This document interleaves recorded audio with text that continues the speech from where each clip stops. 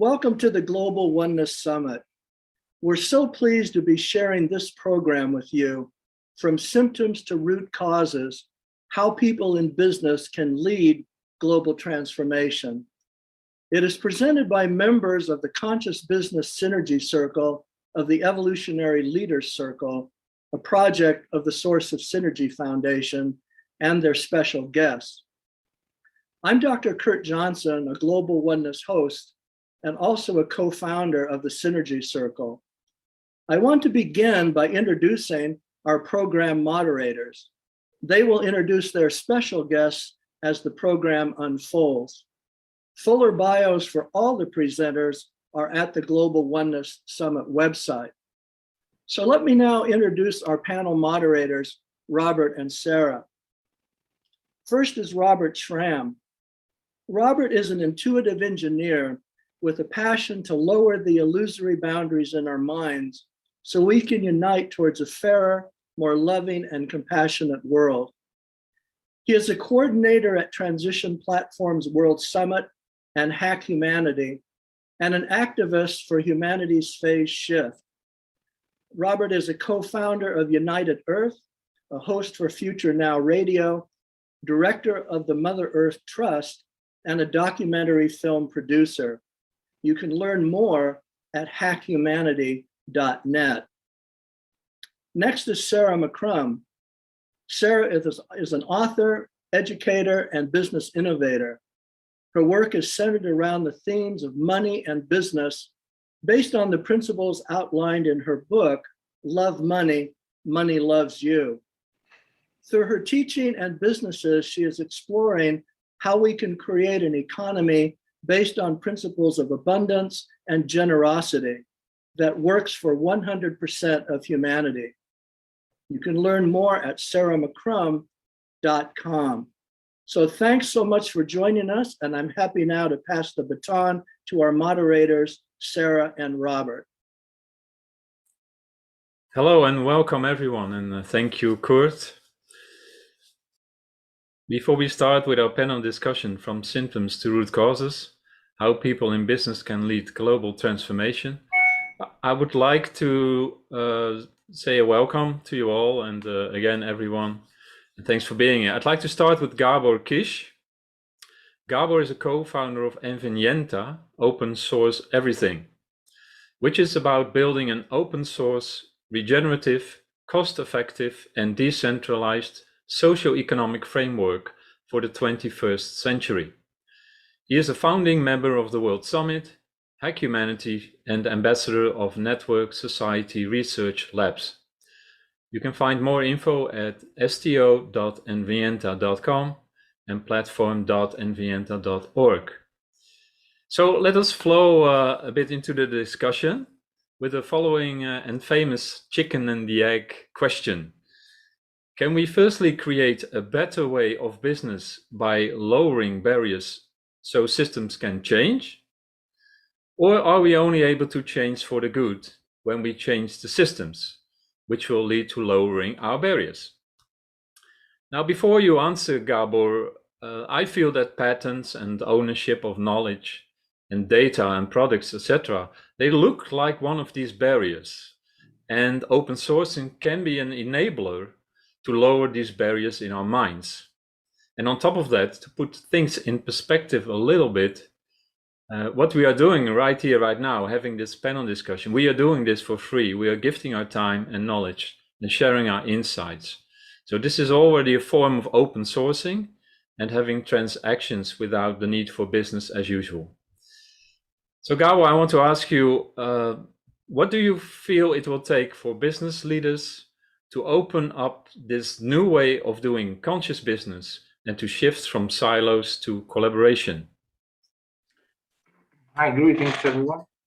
Answering these questions, I just started to think about how the open source model in the software development had changed almost everything in the last 20 to 30 years since the Linux Foundation. And we see that pattern in collaboration to build up open source softwares and using tools like GitHub to organize collaborations in an open source way. So that's what we're seeing. And now that more than 90% of the servers which runs the internet runs on open source software, and also Google and other let's say all players of the software business are opening to open source as well, because it's cost effective. And yeah, I think that's the main reason why they using it, but it opens up new possibilities. But if we're talking about local collaborations, let's say in a money-free way or based on mutual collaborations, and how we can work together, we at Ambienta, we are focusing basically on cloud manufacturing based on short supply chains. And with Hack Humanity, you mentioned this project also to provide similar solutions for projects gathered around the 12 sectors of regenerative goals and the UN sustainable goals. So we try to find some connections, how these software tools and collaboration tools and new ways of and new forms of organizations can help to form the future, and how old organizations can transform to new way of collaboration. So in this way, we learn much more about blockchain than just having some bitcoins and selling and making transactions with cryptocurrencies, because since the Ethereum network born, there are some tools to setting up smart contracts, for example, as DAOs or DAOs, decentralized autonomous organization, and distribute resources that can be a basis of trust and productivity. So we're coming from this world, and we focus, as I said, on cloud manufacturing and the short supply chains, and and then setting up smart contracts and then issuing a digital token, which could cover some 100% by dimensional resources, can lead the way to a resource-based economy as well. So in this, let's say, ecosystem, every transaction could be peer-to-peer, and we have a chance to measure these contributions between the peers and the quality of contributions based on trust and other predefined metrics. The whole DAO or the whole organization making transactions with other economic players outside of the chain, let's say. So the whole revenue flow can be redistributed between peers with regards of their contributions, or redistribute as a basic income, for example, or using this tool to organize new projects, and this flow of value creation could be happen. And these metrics, let's say for companies, also works because these are just like for these metrics for the peers, are reputation scores and others, are used in or can be used in liquid decision making that can controlled by another smart contract on Ethereum. So their whole organization of peers are like a platform cooperative rather than a company or firm as we know today. So we think these organizations are more adaptive and effective than companies these days, and a winner takes all culture. Yeah, thank you, Gabor. It's so interesting because when you're talking about open sourcing, I've been very interested over the years in how we come from how we change our consciousness towards business. And what you're describing is such a match at a practical level to some of the shifts that we're experiencing in our consciousness. And so I thought it'd be really interesting to go to Dr. Jude Curran, who has an extraordinary combination. She's a renowned global change agent. She's a cosmologist, and at the same time, she's also been a very successful senior international businesswoman. And she's the author, most recently, of The Cosmic Hologram, and she has a book coming out soon, which is called Gaia, Her Story. In 2017, she co-founded Whole World View, whose aims are to empower the understanding, experiencing, and embodying of unitive and evolutionary consciousness to support transformative planetary changes. You can learn more about Jude at wholeworld-view.org. But Jude, I would love you to respond to what Gabor was talking about through your lens of consciousness and business and cosmology, and this kind of extraordinary mix that you bring to the discussion. Well, thank you, Sarah. Thank you, Robert and Kurt, everyone. Gabor, that was fascinating. And I think it really brings forward, as Sarah said, this need for and. The sort of transformational work that Frederick Laloux has done on reinventing organizations, talks about three commonalities. A holistic framework, in other words, a sort of, I call it a whole worldview framework, and Sarah just referred to it as unitive and evolutionary consciousness, and I can come back to that because I think that's key. And there are other synergy circles within the evolutionary leaders who are understanding that without that, without a radical healing, essentially, of our fragmented worldview, all these other efforts will only get so far. The second point is a revolutionary purpose. So there is coherence of that.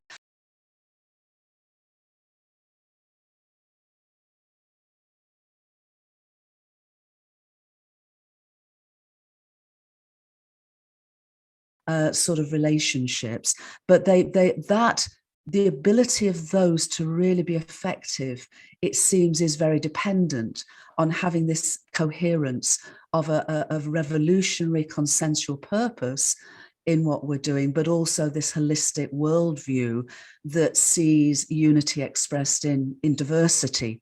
And so going back to Robert's first question of the chicken and the egg, in Gaia Hurst's story, which is the story of our planetary home, chickens and eggs co-evolved. It was a dance of co-evolutionary progress. So it seems to me, to answer Sarah's question, it's an and that we do wake up to literally remember that we've bought into the illusion of separation, but we're waking up to remember we're inseparable. And what does that mean? Because then all our behaviors change. The symptoms of our collective dis-ease, which is a fragmented perspective of reality, are healed, and that heals the root cause. But when we do that, then we can actually get into the really experiential and embodied and practicality of what you so beautifully set out.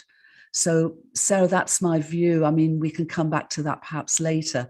And as a cosmologist, what I'm really thrilled beyond words is we now have the evidence.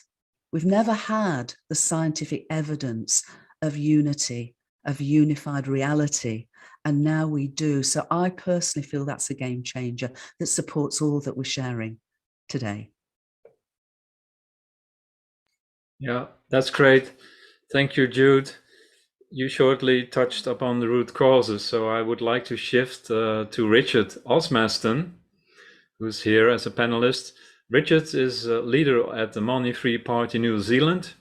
He is researching and promoting a resource-based economy. He was a DC-10 pilot, and now he runs an organic farm. So the Money Free Party New Zealand has contested 3 general elections with 5 candidates and 3 mayoral elections since 2013. You can learn more at themoneyfreeparty.org.nzl, or New Zealand. So Richard, how are you? And thanks for being here. And how do you feel we can stop the endless fight against the symptoms and address the root causes of our biggest challenges? Very good. Thank you, Robert. Yeah, fantastic to see you all. I hope you can hear me. I had some microphone problems.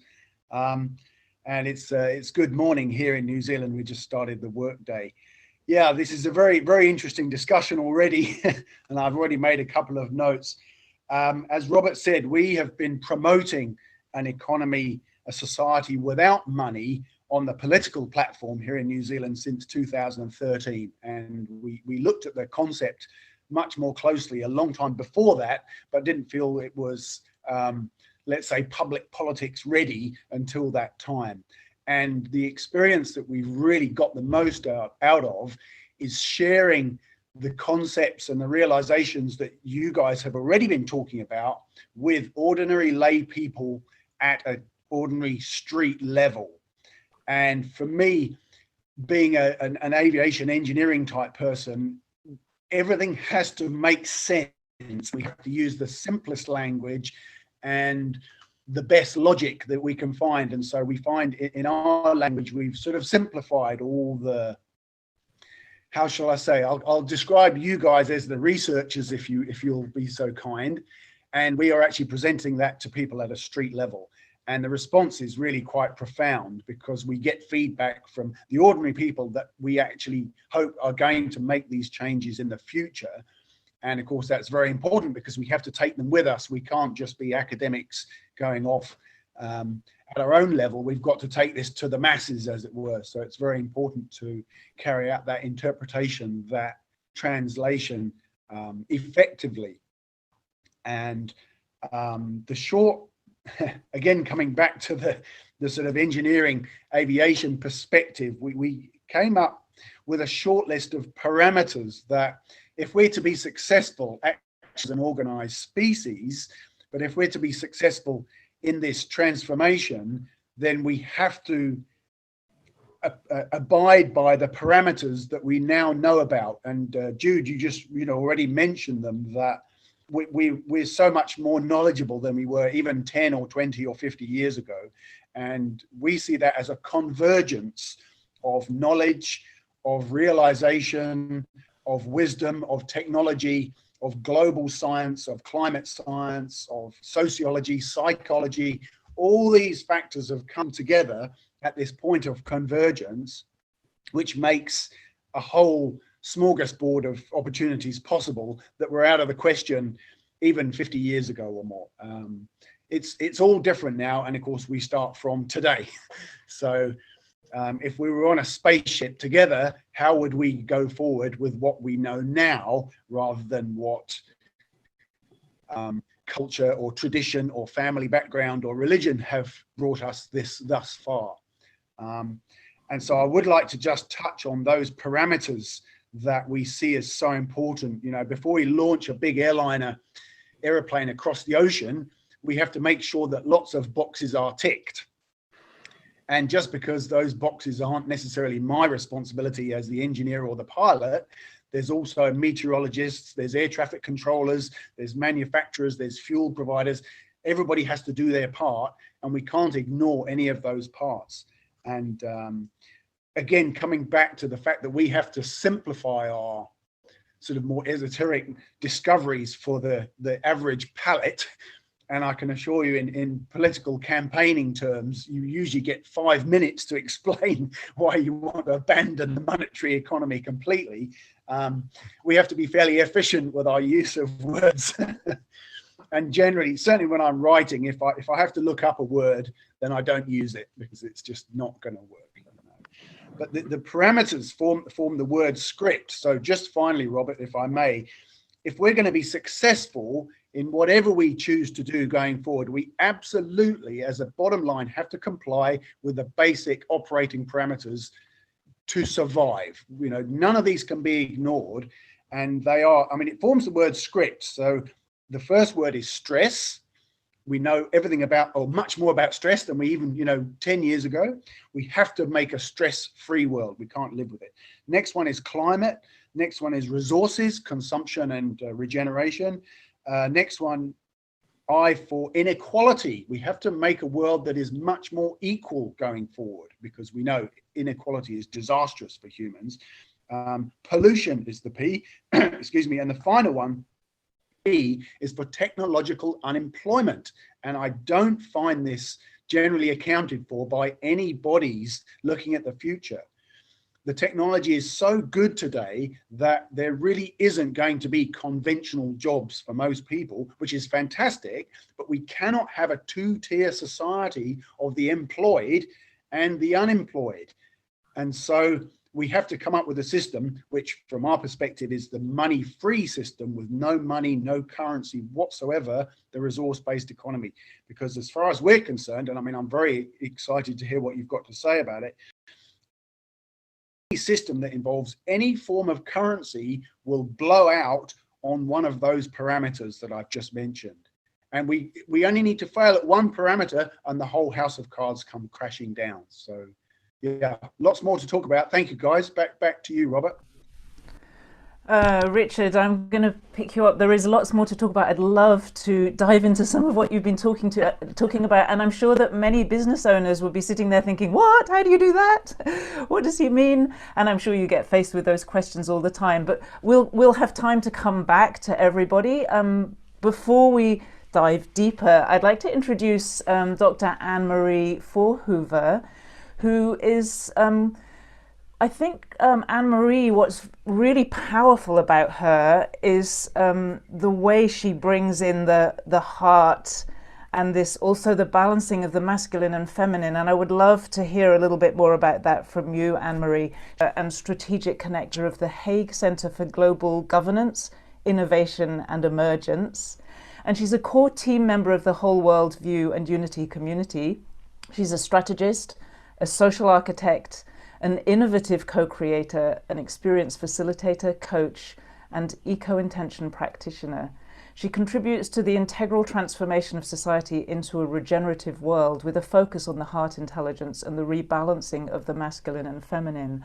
I think from personal experience, one of the things that Anne-Marie does really powerfully is speak up and speak out about things that other people are not always speaking clearly, or they're not courageous enough to actually name. And that's what I've seen Anne-Marie do.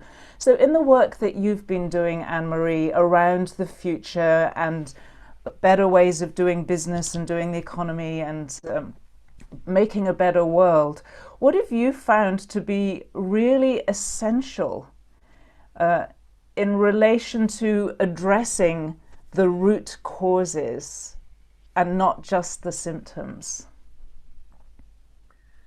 Yes, well, thank you, and lovely to be here.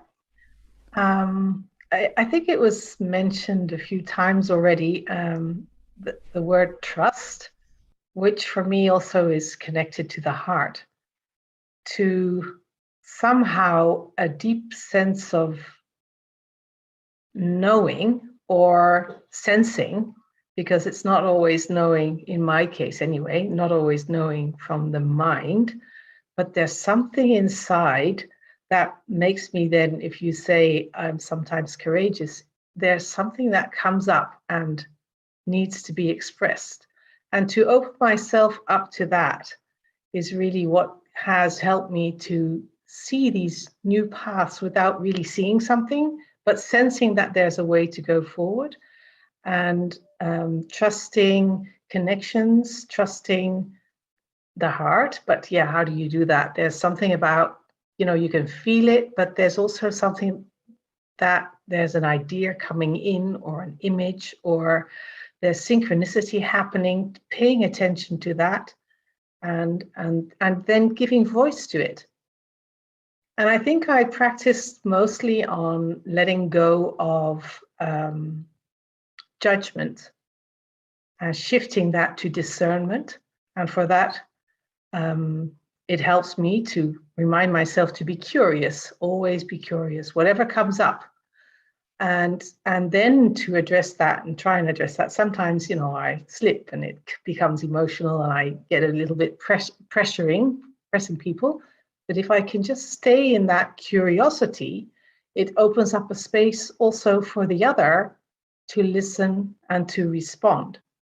And I think if I look at in the business world and in the multi-stakeholder settings that I've been working mostly in, it is that invitation to all be curious and to understand that we have different worldviews and that we're coming from different perspectives. And that's not only in a sense of culturally, like we're all coming from different countries. I mean, that's clear, but there's actually underlying that, or not underlying actually, but going right through that, there are the value systems that we can connect to. And they actually are, you could say, archetypal patterns that we can have and connect to beyond cultural differences of nation states or language barriers or whatever, and recognizing each other. So inviting people into a space where they can be curious for that and hold back on their judgment and try and see how, especially in the business world, perhaps these differences can create greater opportunities, also for business in the minds of the business leaders, let's say, knowing that a boundary can enhance our creativity is one of the ways to really see how we can find these new ways of working. And I think another important part, apart from that trust, curiosity, discernment, it's about us being human, and we are all human. So how can I also go beyond our roles that we're holding and see how we can first connect to each other as humans? And then, of course, the scientific evidence of our interconnectedness, interrelatedness, and multidimensionality makes it easier. It's not only making it easier because of that scientific evidence, but for me, it's making it easier to trust that it is like that.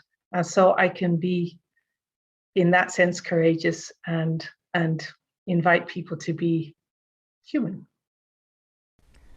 Thank you, Anne-Marie. I've certainly seen huge changes in business, in the way people behave in business and the way they do business because of the kinds of behavior change that you're talking about from the inside. It makes an enormous difference in the way we do things. I'd love to pass this to Robert. Robert actually was the person who came up with the topic that we're talking about, and also, Robert, you invited the guests here. I'd love to hear your picture, having heard such a variety of people coming at this topic from such different places. What are your thoughts about it, Robert? Thanks, Sarah.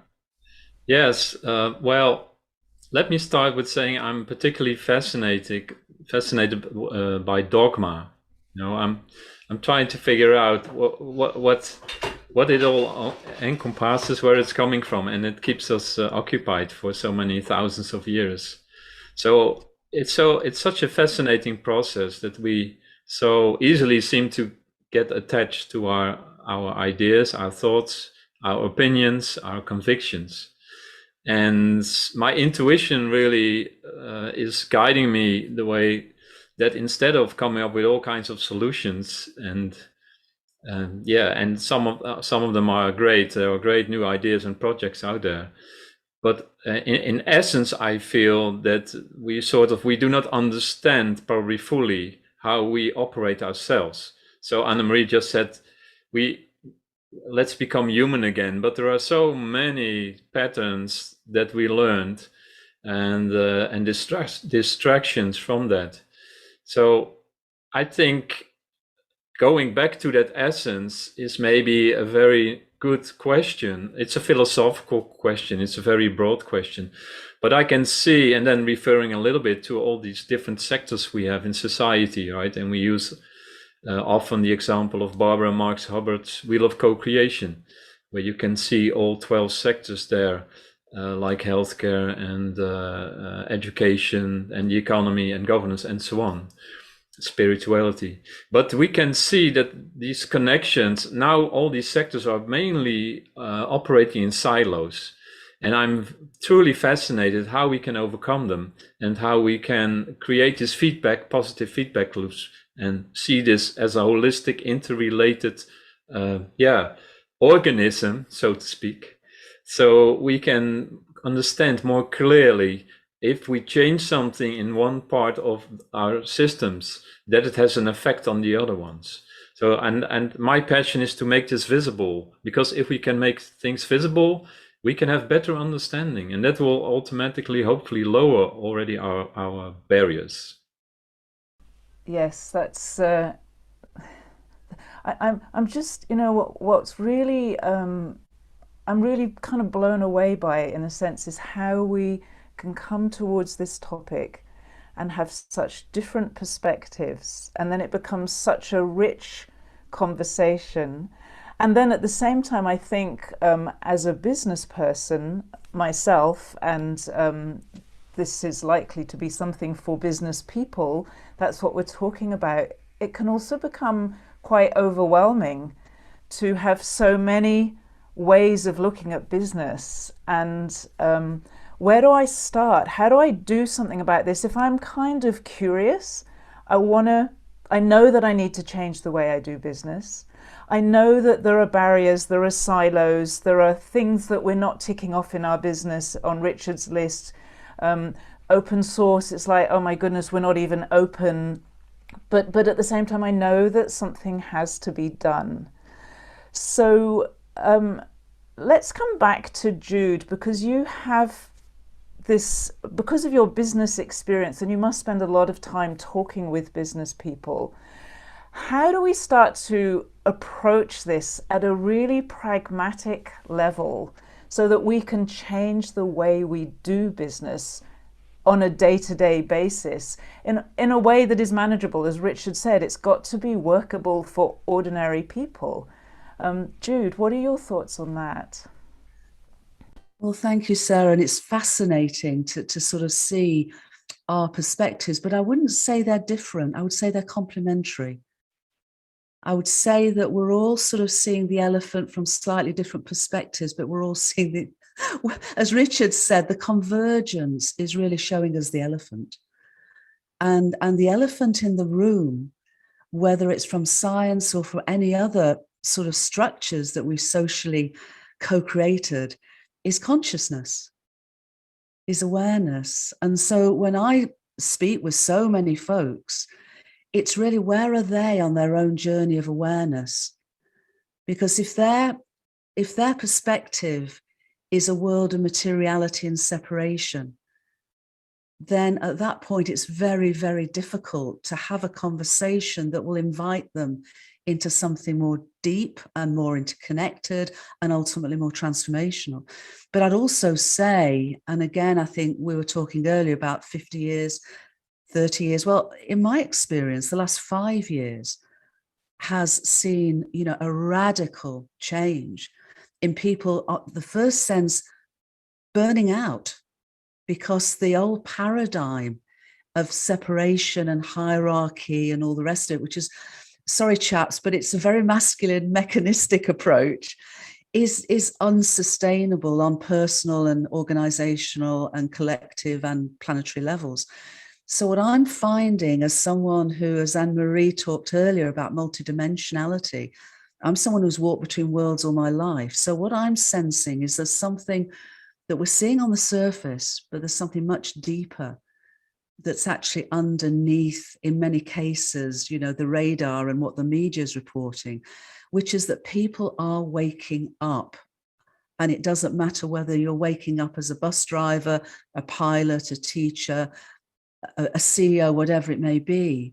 So what I'm finding is more and more people are actually waking up in their own lives, and they're actually undergoing their own inner journeys to a point when they can get to a level of awareness, when they're realizing, as we're all saying, that something needs to change. And there are enough people now, I think, doing this at many, many different levels, that if we can link up and lift up, if we can find each other and be human with each other and be open-hearted with each other and recognize that, it takes two columns to lift the sky, two wings to fly. We need the feminine to come together with the masculine attributes if we are going to make these changes that we do need. And Anne-Marie, who is my dear soul model friend, literally soul models this beautiful coming together of feminine and masculine. So this is where I have hope. And this is what I feel is actually ongoing. So it seems to me, the question that I have is, how can we see each other more clearly? How can invite, as Richard said, more and more people into this wonderful sense of homecoming? Because this is what we know at the deepest sense of our being. We know this. So how can we link up and lift up together to invite everybody. You know, we talk about John O'Donoghue, the great Irish mystic, talks about a basic human longing to belong. And because of our worldview of separation, it seemed to me that our belonging we've seen in very tight silos, family, friends, nationalities. But as we expand our spiral of compassion, and it's happening, it is happening, then we can invite a greater sense of the me and the we and the all, and a greater sense of belonging, not just belonging to ourselves and each other as human beings, but I talk about us belonging to our planetary home as Gaians, because that is our deepest, most fundamental relationship, it seems to me, that we need to heal. So it's happening. So how do we encourage it? How do we invite it? How do we support it? How we link up and lift up and scale up and speed it up? Because it is happening. Wow, aho to that, Jude. That's beautiful. And I would love to shift a little bit to some practical things that we have to deal with, right, in our lives. And Gabor, I want to ask Gabor and also Richard, both of you, because your journey started maybe 10 years ago. Gabor diving into open sourcing, and Richard with the resource-based economy or a money-free society. So actually, you probably have been talking to walls for years, or felt like that, right? So it must have been challenging. So I would love to hear first from Gabor, how did you overcome, and how do you experience it now with a few years back? As you said, for example, in our projects, we used a different approach earlier to meet the needs of investors, because some systems have to be developed. So we were very practical in this. So how we can manage these systems to build up, we need to get some investments to build up this system. But we realized that let's say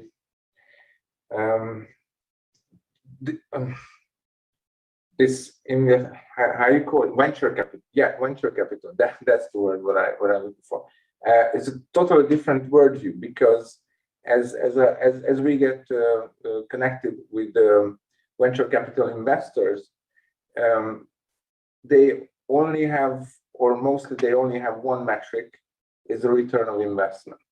And we had to somehow describe them that these systems of distributed resources and new systems of value exchange, it's not the goal here to have one entity which rules all the market, but it will balance the market. And it for example, 5 years ago or 3 years ago, mostly in Silicon Valley, when we got an hour to talk about this in details and not just in an elevator pitch or a 5-minute pitch on a stage, it was hard, because you don't have, you only have 1, 3 or 5 minutes to tell these connections, and they don't care.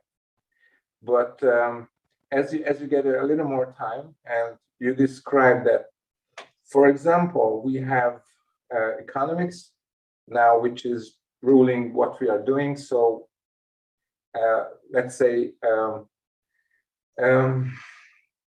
we are organizing our lives in general these days to get some money at the end of the month. But if we're just looking from this perspective, we forget how nature works, in a way that, for example, we have planetary boundaries, and the society could thrive only in between in these boundaries. And the society, as let's say, or social science, is a sub-science or sub-topic is the economy, which has to serve this these social interactions. between or in the boundaries, of course, of the planetary resources. So when they get this worldview, they slowly start to understand what we are talking about. Now, the challenge is to create this real peer-to-peer collaborations, is to get, let's say, ordinary people or bottom-up initiatives to teach them new terms from technology, mostly technological terms, and what everyone's feeling in a deep level, that somehow we have to distribute not just our knowledge but resources as well, to get in a state when everyone will need. It's like a socialist thinking or something, so they can call it this way. But I was living in Hungary for 20 years, and my first 10 years we were living in socialism, let's say. But it never happened. Not in here, not in the Eastern Europe, and it's nothing new here. I think if businesses can see how they can apply these peer-to-peer solutions, and somehow they recognize that can be. For example, let's take an example.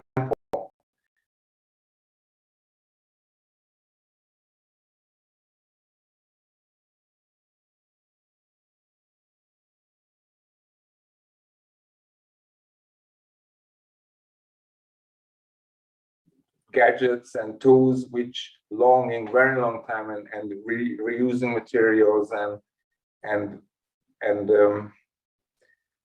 so in this way the innovative costs could reduce, and also the manufacturing costs could also reduce when we open source the digital blueprints, for example, or the knowledge about how to make a machine working.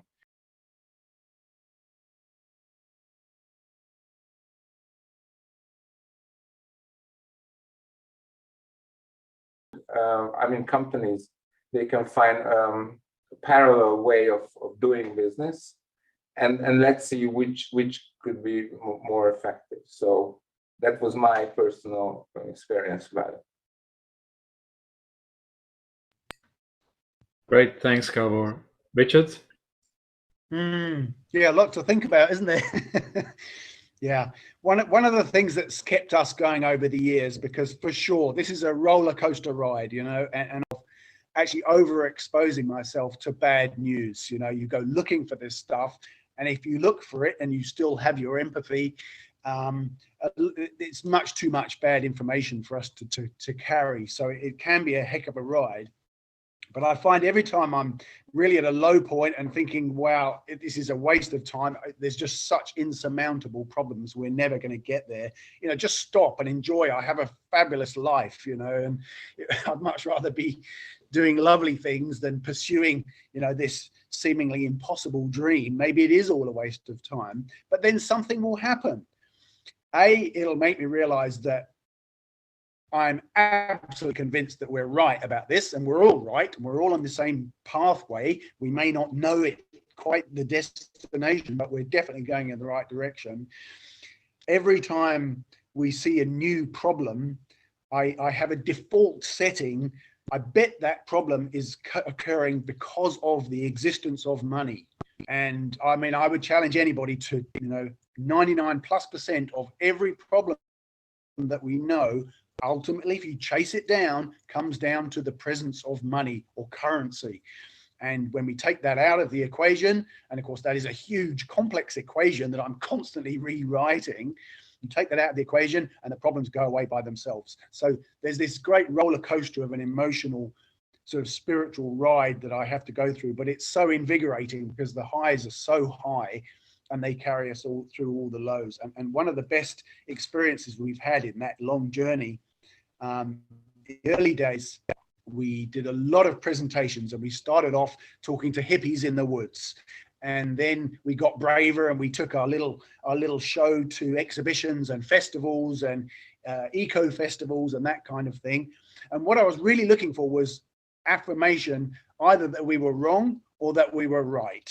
Should we carry on, or is somebody going to finally say, Richard, it's a lovely idea, but it's not going to work because of X, Y, Z. And they never did that yet, you know, after over 10 years of presenting this material. And the best part about it is presenting to schools, because we've done so many school presentations, mostly to secondary school students, sort of 12 to 18-year-olds. And I try to make the presentation as brief as possible. So literally 5 or 10 minutes at the beginning, and then hand it over to the kids. Say, look, we're proposing a much better world than the one we're looking at right now. Everything free, everything voluntary. And what do you think about that? And hand it over to these young people. And they haven't got our 50 years of whatever of dogma and brainwashing. They just think clearly, like the human beings that we know we are inside somewhere. And so many times I've just tossed it over to the kids, and I sit down and the hand goes up with a question, and I'm trying to think, how am I going to wrangle this answer as I try and peel back the layers of brainwashing that I suffered, you know, for 50 plus years. And another hand goes up with the answer, just like that. And these kids think so clearly. I just stop and I just take notes and let them get on with it, because it's amazing. And it just to me, it confirms absolutely that we're on the right track, and we just have to keep going. So, I mean, it's a hell of a ride, but yeah, I couldn't do anything else. Actually, yeah. Back to you, Robert. Yeah. Richard, you're challenging me in a way, because I in a way I could say I'm all about money. I'm not all about money actually, but what I have found is that we have such a deep misunderstanding of what money is. And I think what we need to talk about, because we could get into a very, very long discussion there, which wouldn't be appropriate for this particular occasion. But I think what we need to talk about is value. Because when we're talking about business, we're talking about value. We're talking about we're talking about what we value, first of all. We're talking about how we create value, how we exchange value between each other. And probably I would say that even if we abandoned money, the energy of exchanging value will always be there between us. And you're talking about resources. So, but if one of the really big issues that I can see you shaking your head, but one of the really big issues we have at the moment is that through our system, we value things and activities and actions that are not, they're actually detrimental to life. And so for the last 5 years, I have been working on creating a system, which is a business system that enables us to value what is valuable for life. For example, a tree when it's dead is valuable in the current system, or a forest when it's cleared. I heard the other day of an Australian virgin forest that was cut down to put up solar panels. And it's like something goes in my head, what? It's just like such a weird way of thinking, but that's how it works at the moment, because our values are upside down. And so how can we make a transition to be able to value at a broad social level and economic level what's valuable for life? And then when our values, what I can feel is the relief that everybody would feel when they're actually able to value what's valuable. It's like even the financial systems at the moment, they're so out of sync with themselves. And if they can have a system that allows them also to put their money, because we're in a money system at the moment, where true value lies, there's a way in which all of us can start to relax. And for me, it's because the way we relate with money and the way we understand money is completely, it's inaccurate. It's not what money really is. We see it in terms of notes and coins and transactions and things. We've got a very limited view based on books and ideas that were developed by certain people, and we need to look at how we value what we value, and how we put our system into valuing what's valuable for life. Anne-Marie, you are all about life and aliveness. So let's come back to you. Let's come back to business and value. What have you got to say about value and what people value? What I notice is that creating already a certain space in which people can come together, in which that conversation can even be had, already can make a difference. So slowing down the conversation, not to slow down, but to speed up later, starting with the real connection, with what we call the check-in, or if it's not that, you can say an introduction, or you can say taking a deep breath, and by just doing that in a certain way with joy and fun can help another also to come into a different place in their brains, in their minds, in their heads. And then just like, Richard, you're trusting the kids, you can trust anybody actually, to really come into some kind of a different sense of coming together. And then that invitation to be creative and to be life affirming and just to try it out. Just try it out. And I think there's so often that we, of course, because of our systems and trainings and our 50 years or 60 years of trainings, we have these patterns and these assumptions, and already just opening those assumptions up. And sometimes it's helpful if you're then outside in nature, or if that you pay attention to the plants and the trees or whatever is there, just to let us look at it from a different perspective than that we're used to, can be also game changing actually. So what we've seen also in the conscious business leaders and some of the great work that's being done by also the business leaders in the whole worldview community, but also in the evolutionary leaders in all kinds of different places, conscious business as well, that simple structures, simple ways of asking questions, simple ways of addressing things can already make a difference. So it doesn't have to be that complicated to create the space and then trust that out of that we have that abundance of creativity. And yes, of course, we need new systems, but the ones that have the bright minds and that have thought up these systems that we have now, they are pretty complex. So they can do the other side, making it a life-affirming complex system as well. And I bet it will go beyond the complexity into simplicity because it's life-affirming, because that's the consciousness that is we're being invited into. So yeah, I would. That's beautiful, because what I see you saying is we really start by valuing each other, by valuing the moment that we're in at the moment, by valuing what's around us, those little things. And from there, everything that everybody here is talking about will flow, because we start with our hearts, and our hearts and our beings in the right place, in the place of what it is that we want to create. So that's a very beautiful way to put that together. Thank you, Anne-Marie. Robert, we started with you. Would you like to wrap this up? Thank you. Yes. I really loved the whole conversation and everybody's wisdom here. And specifically, I could see that the challenging about between you, Sarah, and Richard, and that's really a wonderful process to see that, because it learns us to be flexible with our attachments, right?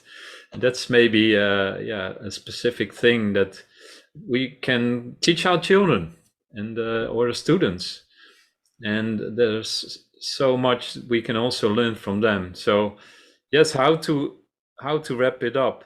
I always had a sort of I still have this dream that it will be possible for each for everyone, for each of us, to be transported to the moon, right, and experience this this view at Earth. And I think you don't really need to say that much. If you are there and you see Earth, the planet there hanging there, and it's the overview effect, then what else do you have to say? I mean, if that doesn't lower the barriers in the illusionary barriers in our minds, I don't know what will. So I hope we will get the opportunity one day. Thanks everyone for being here. Well, and thank you so much for this amazing presentation, From Symptoms to Root Cause, How People in Business Can Lead Global Transformation. A big thanks to our presenters who've joined us literally from around the world and maybe someday from the moon: Robert Stram, Sarah McCrum, Richard Osmuston, Anne-Marie Forhoover, Gabor Kish, and Dr. Jude Curavan. We hope that this message on conscious business can be a part of the transformative awakening that is going on all around the world in our time. And we thank you for bringing your voices to it. So love from all of us, and be safe and be well.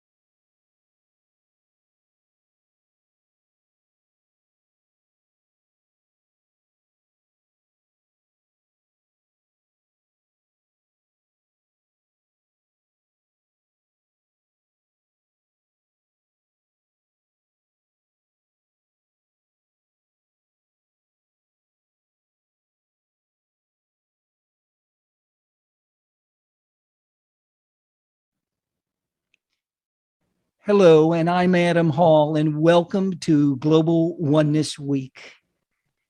And I'm excited to be here today. We are most certainly living in extraordinary times that in so many ways are posing such great challenges.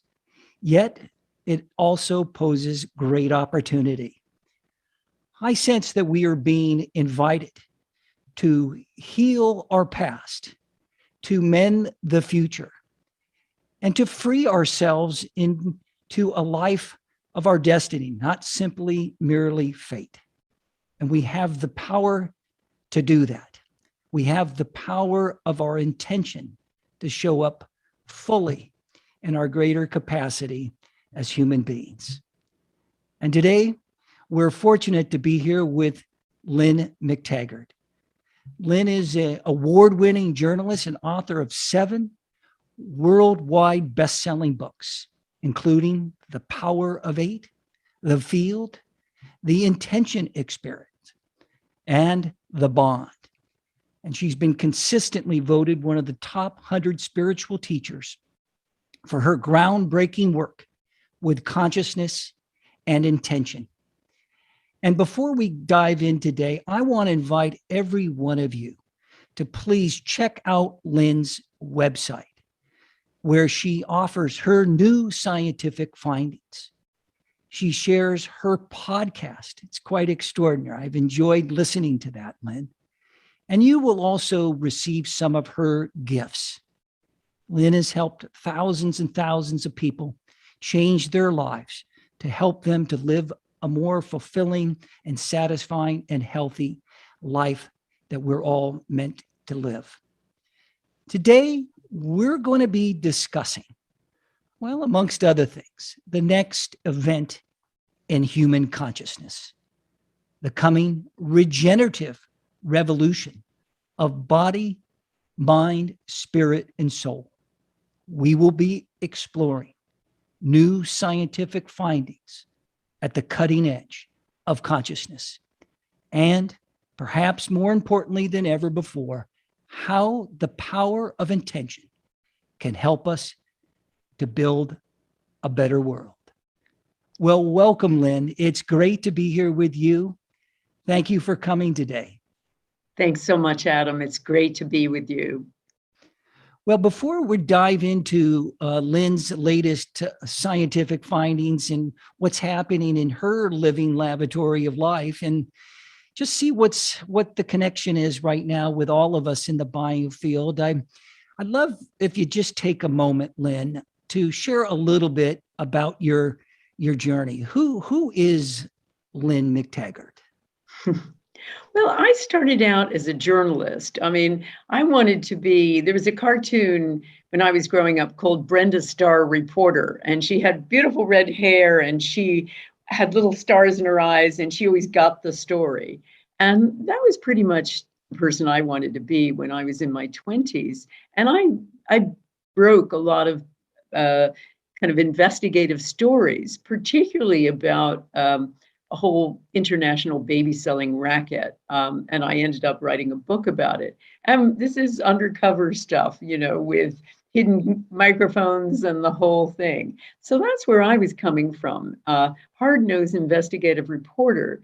And I came over to write a book to England, to write a book of a biography about one of the Kennedys, the sister who was the rebel of the family, Kathleen Kennedy. And once I got here, I think I just fell in love with the UK and London, and I've been here ever since, and then fell in love. So I've been here. I have a family. I have a husband who's British. We have 2 grown daughters. And we also have, besides bringing up a dog, we've brought up several companies together too. He's also a journalist. So one of the things we started together was a thing called What Doctors Don't Tell You, a newsletter, now an international magazine, that looks at what works and what doesn't work in conventional and alternative medicine. And in the course of doing that, back in the 90s, I kept coming across really good studies of spiritual healing. And I kept thinking to myself, if you can have a thought and take that thought and send it to someone else and make them better, well, that undermines everything we think about how the world works. So I set off to try to find out why this could be. And I thought, well, I'll talk to some cutting edge physicists doing work in consciousness research, and they'll probably tell me there's something like human energy fields. What I didn't expect was they were going to talk to me about new studies that they had done, which individually were forward seeking, but together compounded into a completely new science, a new view of the world. And I realized their findings changed everything.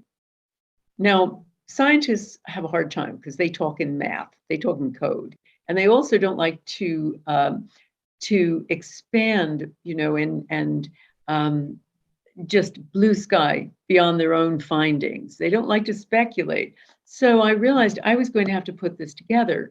So that became my book, The Field, and that really propelled me into this area, particularly the implication of some of those studies that thoughts are an actual something with the capacity to change physical matter.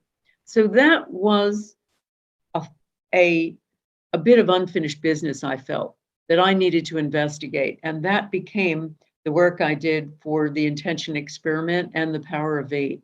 So I guess I stumbled into this world, and it changed the messenger. Well, wonderful. Certainly changed it for the better and has been of great service to us all, Lynn. So thank you for, having, I guess, the courage to really show up to follow that intuition. And I think many of us often, don't want to pay attention to that deeper intuitive nature. And your exploration of consciousness and thought as it relates to business and whatnot is more important today than ever, at least if you ask me, based on where we really are. And I'd like to talk a little bit more about this new consciousness that is emerging, and where are we in terms of our evolutionary potential. You've been writing this wave of great change for many, many years and decades now, not to age you in any way, but to ultimately to elaborate on the greater wisdom and truth that you're bringing forth here. But let's explore that a little bit, because it seems to me that we're on the precipice of something that could be quite extraordinary in terms of our evolutionary potential, our conscious evolutionary potential. And to just create a little context around this, according to our ecological scientist, we really have reached this punctuated point in evolution where that rate of evolutionary change is happening in a very short window, a very short period of time. And the WWF, the World Wildlife Federation, has recently determined that the latest stats of loss of biodiversity is running now about 68%. It's quite extraordinary of what's happening in the field here, at least as it relates to the Earth biosphere. And many others are saying we've reached the sixth mass extinction. And by any measure, we have reached a turning point in conscious evolution. And is this about evolution? Is this about de-evolution? And the data looks very tough, but the beauty of what I'm seeing, I'd love to hear what you're kind of seeing out in the field, is that we get to write the story. We get to determine the outcome. And that is the power that we have. And my question and my thought here today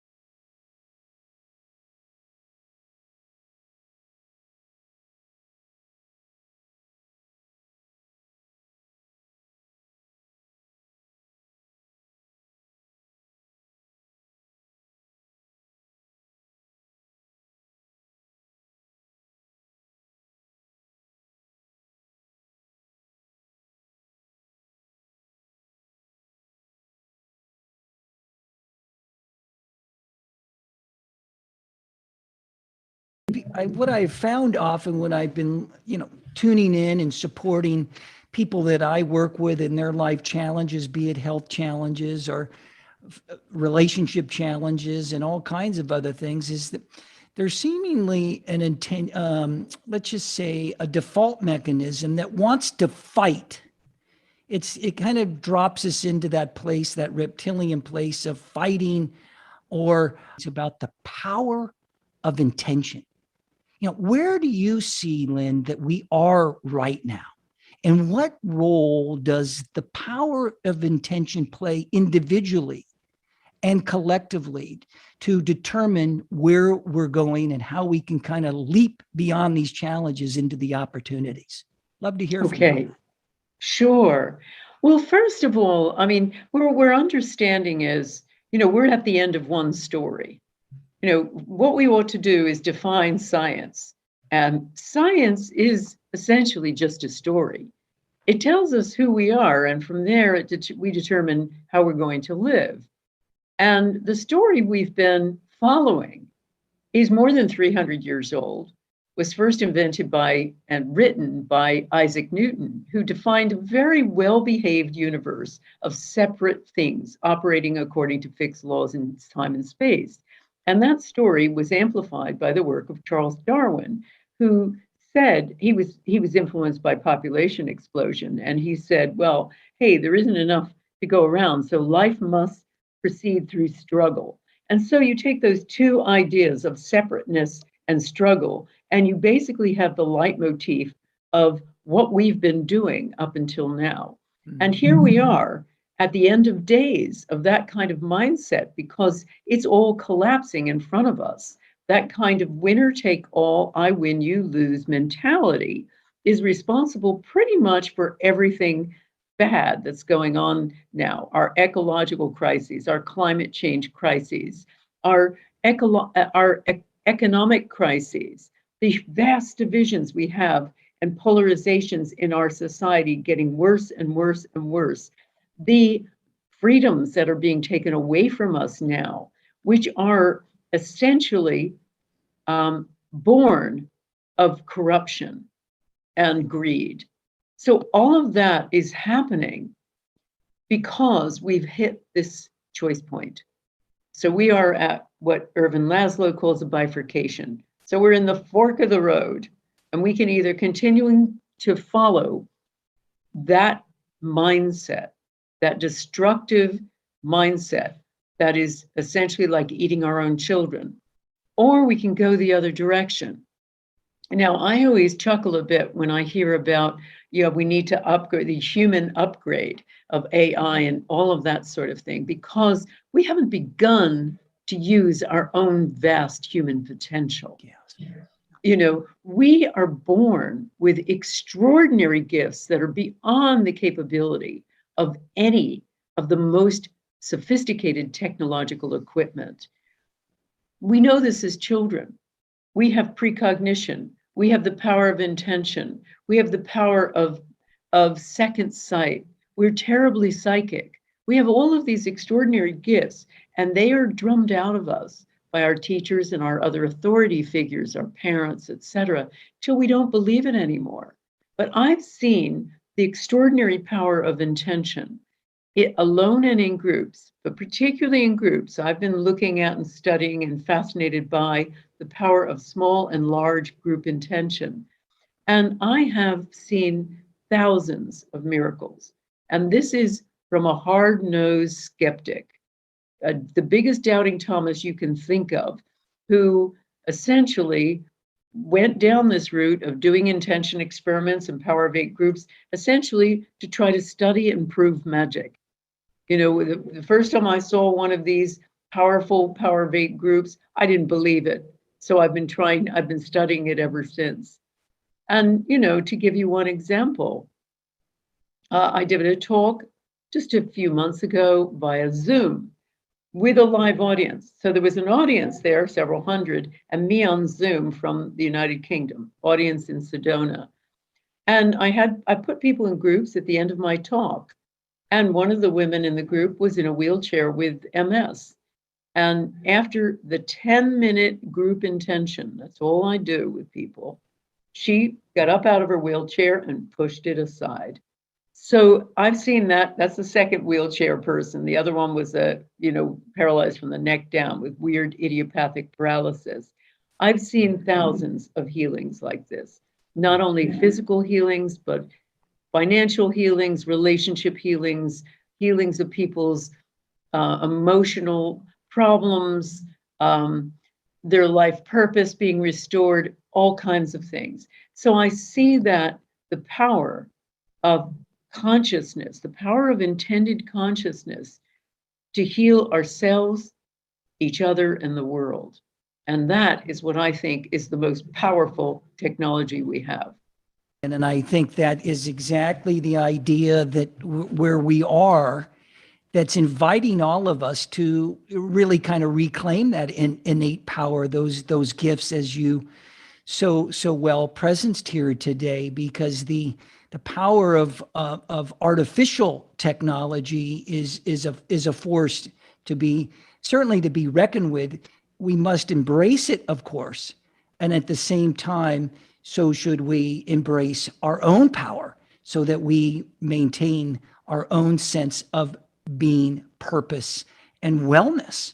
And I love the stories that you have shared and the videos and all the things you shared about people using their intention to bring miracles into their lives, to create the magic of rejuvenation, regeneration, to regenerate our bodies and our minds and our spirit, as we can do, just like Mother Nature, of course.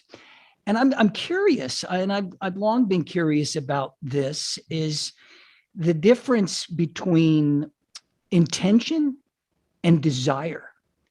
So when we desire something, what does that get us the kind of result that we're looking at as compared to the power of intention in and of itself?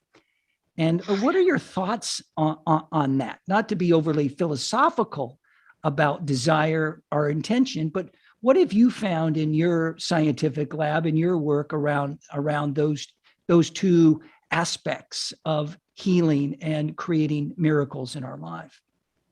Well, desire is very different from intention. Desire is, I wish this would happen. It's a kind of it's just a wish.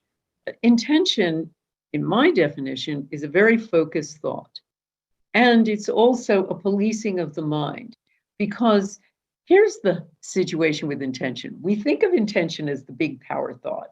So we get up in the morning, we do our meditation, we do our power thought, and we think that's the only thing the universe hears. But the science shows us pretty clearly that thoughts are not locked inside our heads, but they transfer. They're transversers. They go out into the world, and essentially we are beaming out 24/7. So all of the thoughts we have are also reaching out there. I mean, I do all sorts of exercises in my workshop showing people that they are picking up each other's thoughts all the time.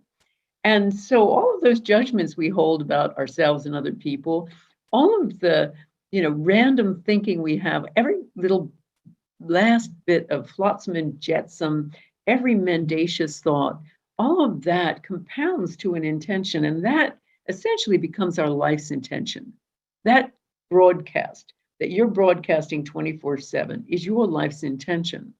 So what I try to help people do in my courses, in my work, is to get them to focus their intention all the time, and particularly in a group. So it's a very focused thought, very specific thought, which goes against a lot of received wisdom about intention, that you shouldn't really, if you have cancer, you shouldn't mention the big C word, because it might make it worse. I don't find that. I find that naming it, but saying, our intention is that Jane Doe be healed immediately, completely, and permanently healed of stage 4 breast cancer is very effective. So being very specific, very focused thought, very different from desire. Thank you for that. And what I've found often when I've been, tuning in and supporting people that I work with in their life challenges, be it health challenges or relationship challenges and all kinds of other things, is that there's seemingly an intent, let's just say a default mechanism that wants to fight. It kind of drops us into that place, that reptilian place of fighting or fight or flight. And do you sense that by putting that out and broadcasting that into the world, that actually can be counterproductive? For example, fighting the big C, fighting to have our place in the world. How do you see the approach to intention? In other words, what's our precognitive? How can we come into a kind of a practice every day to be in intention versus wanting to have to fight for our place or fight for our wellness? Does that make sense? Oh, totally. Oh, I totally get it. Well, I'll give you an example of what I've done with other people and then what I did with myself. So I had to have surgery last year, and I was born with hip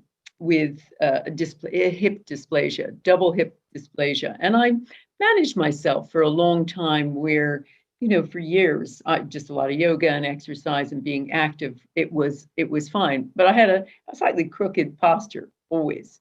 And so it finally got to the point where they just stopped working. So I tried all sorts of different alternative practices. And here's the two bits of mindset that I had through the whole experience. And this went on for about 3 years. First of all, I never gave up. I always felt, I'm going to be healed. There's no question I'm going to be healed. I'm not going to give up. I'm going to be healed. I just have to find the right therapy. And I went through a variety of things where it was a little more, I went from the least invasive to, and that's always my idea about medicine, is go from the least invasive to determine finally what you need and go up the ladder if you need to. And finally, it became clear that there was only one thing I could do, which was surgery.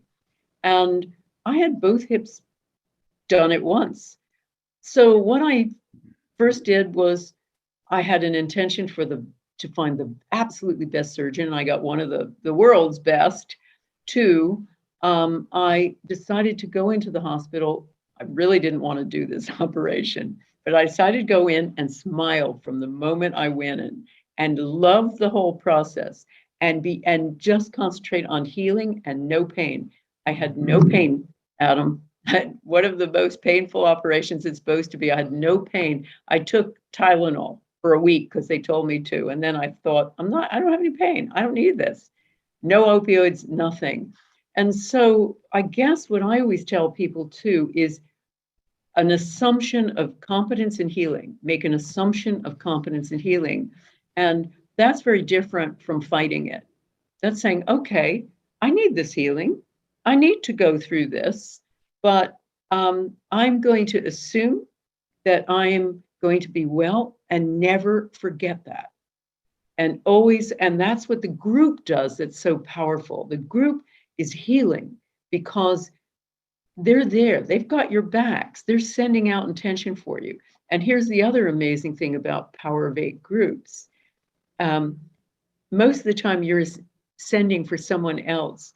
So the senders also get healed through this altruistic thing, not because it's just a feel-good response, but because it actually something extraordinary about that feeling of ecstatic oneness, which we've been able to measure in brainwave studies with Power of 8 groups. Something about that changes both senders and receivers. Well, to hear you're feeling better, and that was a big success. And to I'm back to HIIT classes, yoga, all 15-mile walks. Oh no, Adam, I'm standing better than I ever was, walking better than I ever did. I'm great. Well, I would even imagine that that is in the biological nature, but the physiological aspect has really been even more expanded based on your experience of working with pain, of moving through it and really exercising, let's just call it, for lack of a better word, the muscle of intention, the focus that you brought to that experience. And bringing that into the groups of 8 is potent, because I love what you said, because giving really is receiving in so many ways. It's a beautiful exchange. And I hope to experience more of those group intentions going forward. I certainly believe that the era of kind of the purely individuated, separate operating self is really winding down into a greater holistic experience of our wellness and a greater connectivity, not just with each other and our biofield, but the quantum field. And I'd love to explore a little bit about the quantum field, if we could, for a moment, and look at quantum physics and some of the latest scientific findings that are coming forth in our interconnectivity, not only in, as I was sharing, in our biofield, but in the quantum field, and the power of our intention to connect with the greater totality of the universe, and to connect in a way that's not this woo-woo or out kind of, this way that kind of thinks a little differently in the more traditional multidimensional selves of who we potentially are as multidimensional beings, but more in the way of how quantum physics is showing us a way forward into regenerative wellness, to create instantaneous experiences of healing. What thoughts do you have around what's happening in quantum physics, the quantum field, and regenerative wellness? Okay, well, first of all, we have to understand that, in the very most fundamental layer of our being, we're not composed of those little billiard balls we saw in chemistry class or in physics class. That's not what atoms are in subatomic particles. They're vibrating packets of energy, trading energy with each other and with a background field. And we know this. This is all part of standard quantum physics. But what we also understand is that thought is another kind of energy, and that everything, now Nature magazine, very conservative scientific magazine, once had a story saying everything is energy. And that's true. Everything is energy. Now, energy can be changed. And energy in our bodies, think of our bodies not as this blob of chemistry and electrical signaling, but as an energetic, vibrant force that is constantly trading energy all the time. It's very dynamic. And so that can be changed, even by a focused thought. So when we start to try to understand also that subatomic particles exist in a kind of netherworld, a twilight world of all possible states until observed or measured. And they've found that out in multiple studies. That's not even in question anymore, even among standard conventional science. But what they're starting to understand is they used to think that there was a science of the tiny, the subatomic world, and the science of the big visible sticks and stones world we live in. Now they're recognizing that more and more quantum processes are part of that sticks and stones world, like photosynthesis, like big, giant molecules. Some of the biggest ones in nature have the properties of quantum subatomic particles. All the weird superposition, which is all possible cells thing I was talking about, that's also part of big molecules too. So more and more those weird, spooky, action at a distance types of things that go on in the quantum world are being seen in the world at large. So what this all boils down to is that the world is malleable, influenceable, and it's influenceable by consciousness. And so when we start understanding that, we start realizing that consciousness is the ultimate healer for everything. And that's why I think, going back to your question about, right, okay, we're at this crossroads, now what?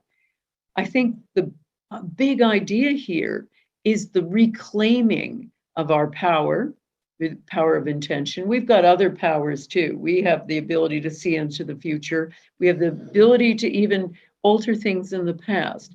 We have the ability to see beyond our senses, all these kinds of extraordinary abilities, which have been proved in the laboratory, but also the power of small collectives. And I think that is what is being lost. That is what the new technology can help us with without taking us over. You know, Power of Eight groups, all of my classes, the groups meet on Zoom. Many of them are dearest friends. It's like an intention family, and yet they've never physically met. So there's an example of using the new technology to promote an ancient idea of community. So the whole idea of these groups is how strengthening they are. And as I say, it's not just the receivers of intention, the senders. It's not just altruism. There is something extraordinary and potent in terms of brainwave changes. I've had people, I had a guy who had lifelong depression, participated as a sender in a Power of Eight group, and it was like Scrooge on Christmas. He turned into a completely different person. He suddenly was doing power walks. He was suddenly studying things. He began writing again. He began getting involved in his church. He was somebody who could barely get up in the morning.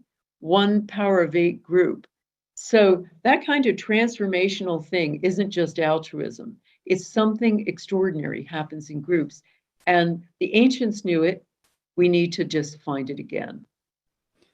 Absolutely, and no better time to do that than right now. So thank you for sharing that. And it's I think the point of the malleability of who we are as an operating system, our ability to kind of let's say rewrite our own software, for example, is the most obvious one. And it offers us, I think, and I'd love to hear your thoughts a little bit more, is to rewire ourselves, like that example you gave of the man with the depression who all of a sudden was giving and sending information into the world. And was he not just rewiring his brain? In other words, kind of using the malleability of our brain function to rewire so he can refire, as the saying goes, into new ways of sending clear intention. And as a result of that, did it not create a feedback loop for that person to have a healing experience or a miracle, whatever you want to call it? So is that kind of how it works from a kind of a biological sense of our own brain and our own operating system? I think it does to some degree, but there's something even more extraordinary and mystical. We did brainwave studies working with Life University, the largest chiropractic university in the world and one of the most prestigious. They put their neuroscience department at my disposal, and we got groups of student volunteers to do Power of Eight groups. And we put an EEG cap on one member of each group, and we measured them over time to see what brainwave activity was going on. And we expected them to be just like meditation, these brainwave signatures. They were nothing like it, Adam. It was nothing like it.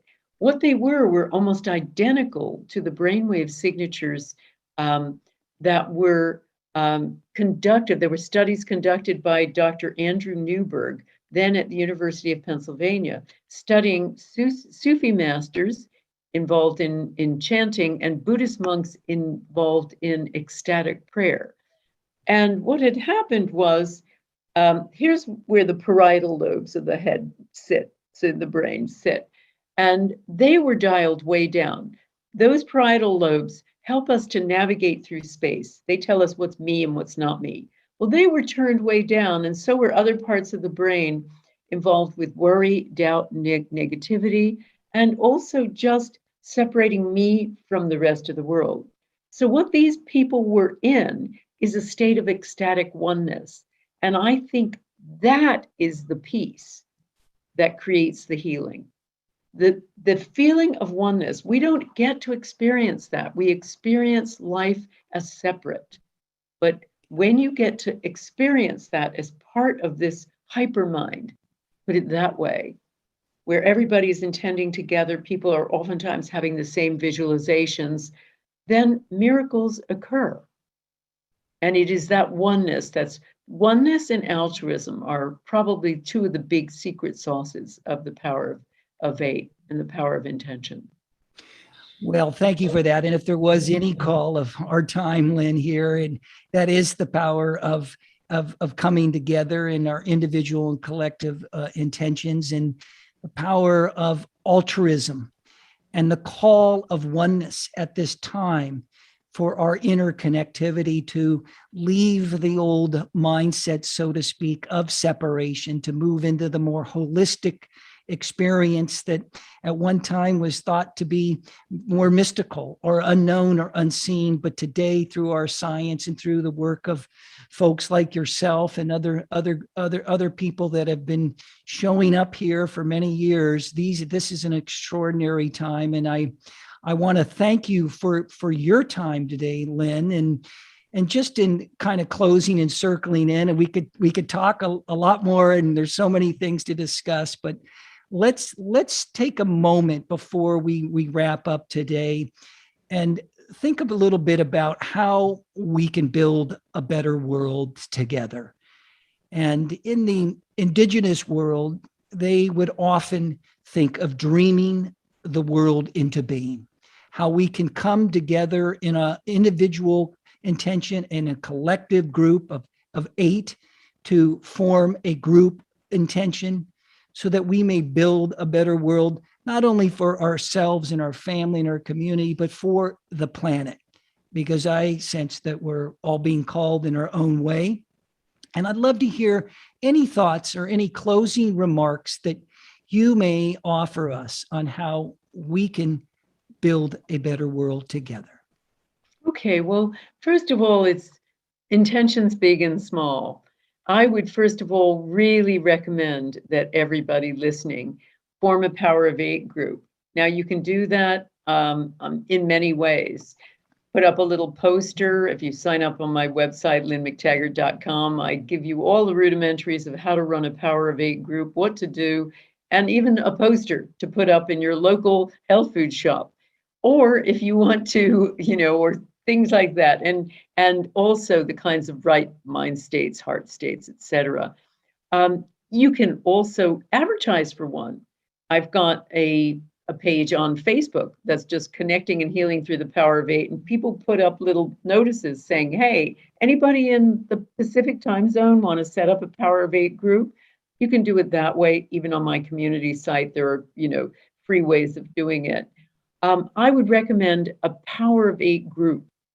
And once you have that group together, you can start doing intentions for each other, but also for the community. I recommend all the time that people do little experiments, trying to, if there's a drought in your area, do an intention for more rain. We've had lots of people do that and brought rain to their area. You have too much crime in your area, do an intention, see what happens. And you can even track it by going to getting statistics from your local police. You want to raise the grade point average of children at school? Well, do an intention for it, very specific. So that's the sort of thing I teach. That's the sort of thing I suggest. And I think that we need to start with small groups.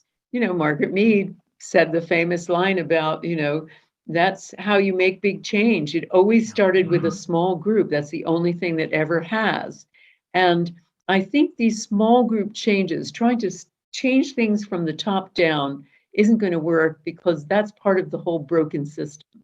But we can reclaim our humanity from the bottom up. And it just starts, all it needs is a group of 8. Well, thank you, Lynn, for that. And thank you for all the extraordinary work that you're doing on the planet. And I want to thank everybody for being here with us today. And if you have liked what you're listening to during this wonderful week of Global Oneness, I would encourage you to go on humanitiesteam.org and donate a little something to them. This is an extraordinary organization that's dedicated their work and their mission to helping to educate and bring forth a new planetary awakening for the betterment of all. That's humanitiesteam.org. Again, thank you, and be well, everybody. Blessings.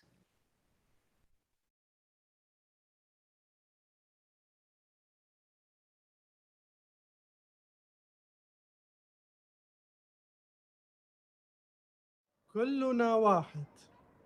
Laura, Humanities Team België. Christine, Humanities Team Canada. We are all one love, one breath, one heart, and we come from a kind and loving source. So let's dream big and build our castles high with love and with clarity. Todos somos uno. As the UK coordinator for the Humanities Team, I want to celebrate the Oneness Day. We are all one. There's no language barriers, no boundaries. Todos somos uno. Todos somos uno. हम सब एक हैं. हम सब एक हैं. हम सब एक हैं.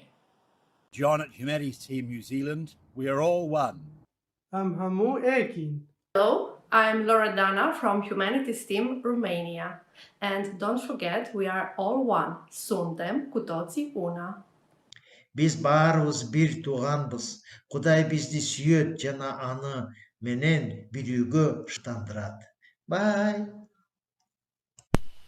Ruxana, Humanities Team Bangladesh. Amra সবাই এক. Humanities Team Hrvatska. Saša. Todos somos uno. Todos somos uno. Muraho, nitwa Ladislas Nkundabanyanga. Mpagarariye Humanity Team iwacu mu Rwanda. Murakoze. 私たちはみんな違っていても一つです。We are Humanities Team Japan.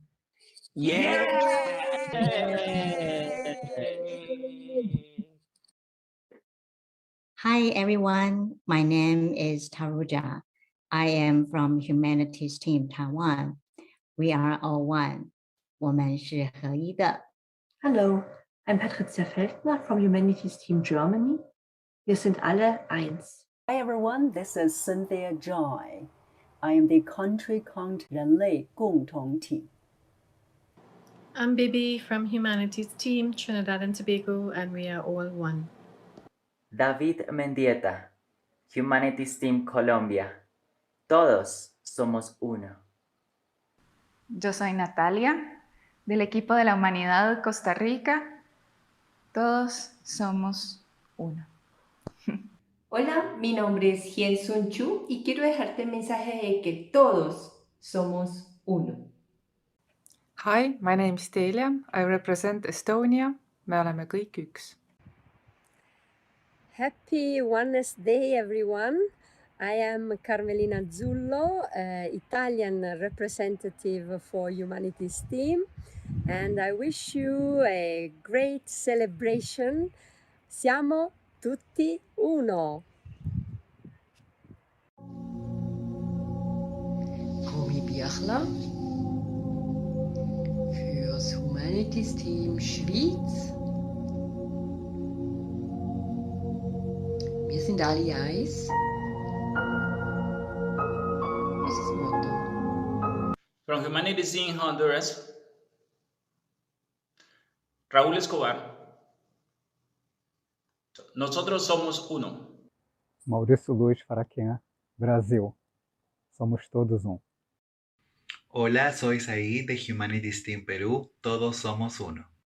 Ilona Juhász, Country Coordinator for Hungary. Mindannyian egyek vagyunk.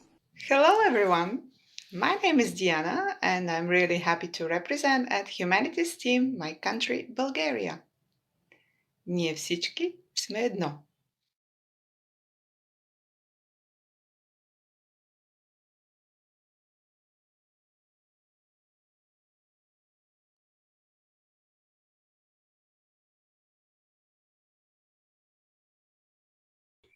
Mitakiepi, my very, very beloved members of our beloved human family. I'm so thankful today that you are joining us for our panel during World Unity Week, the prior oneness of our human family and all life, and the understanding that the hurt of one is a hurt of all, and the honor and the healing of one is the honor and healing of all.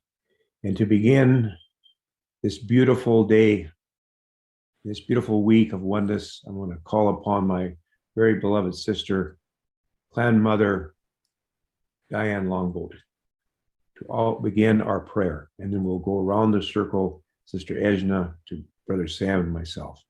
Beloved sister. Thank you so much, Chief Phil. Sego Scano, Sewagwiggle, Gondogwas Yunyats.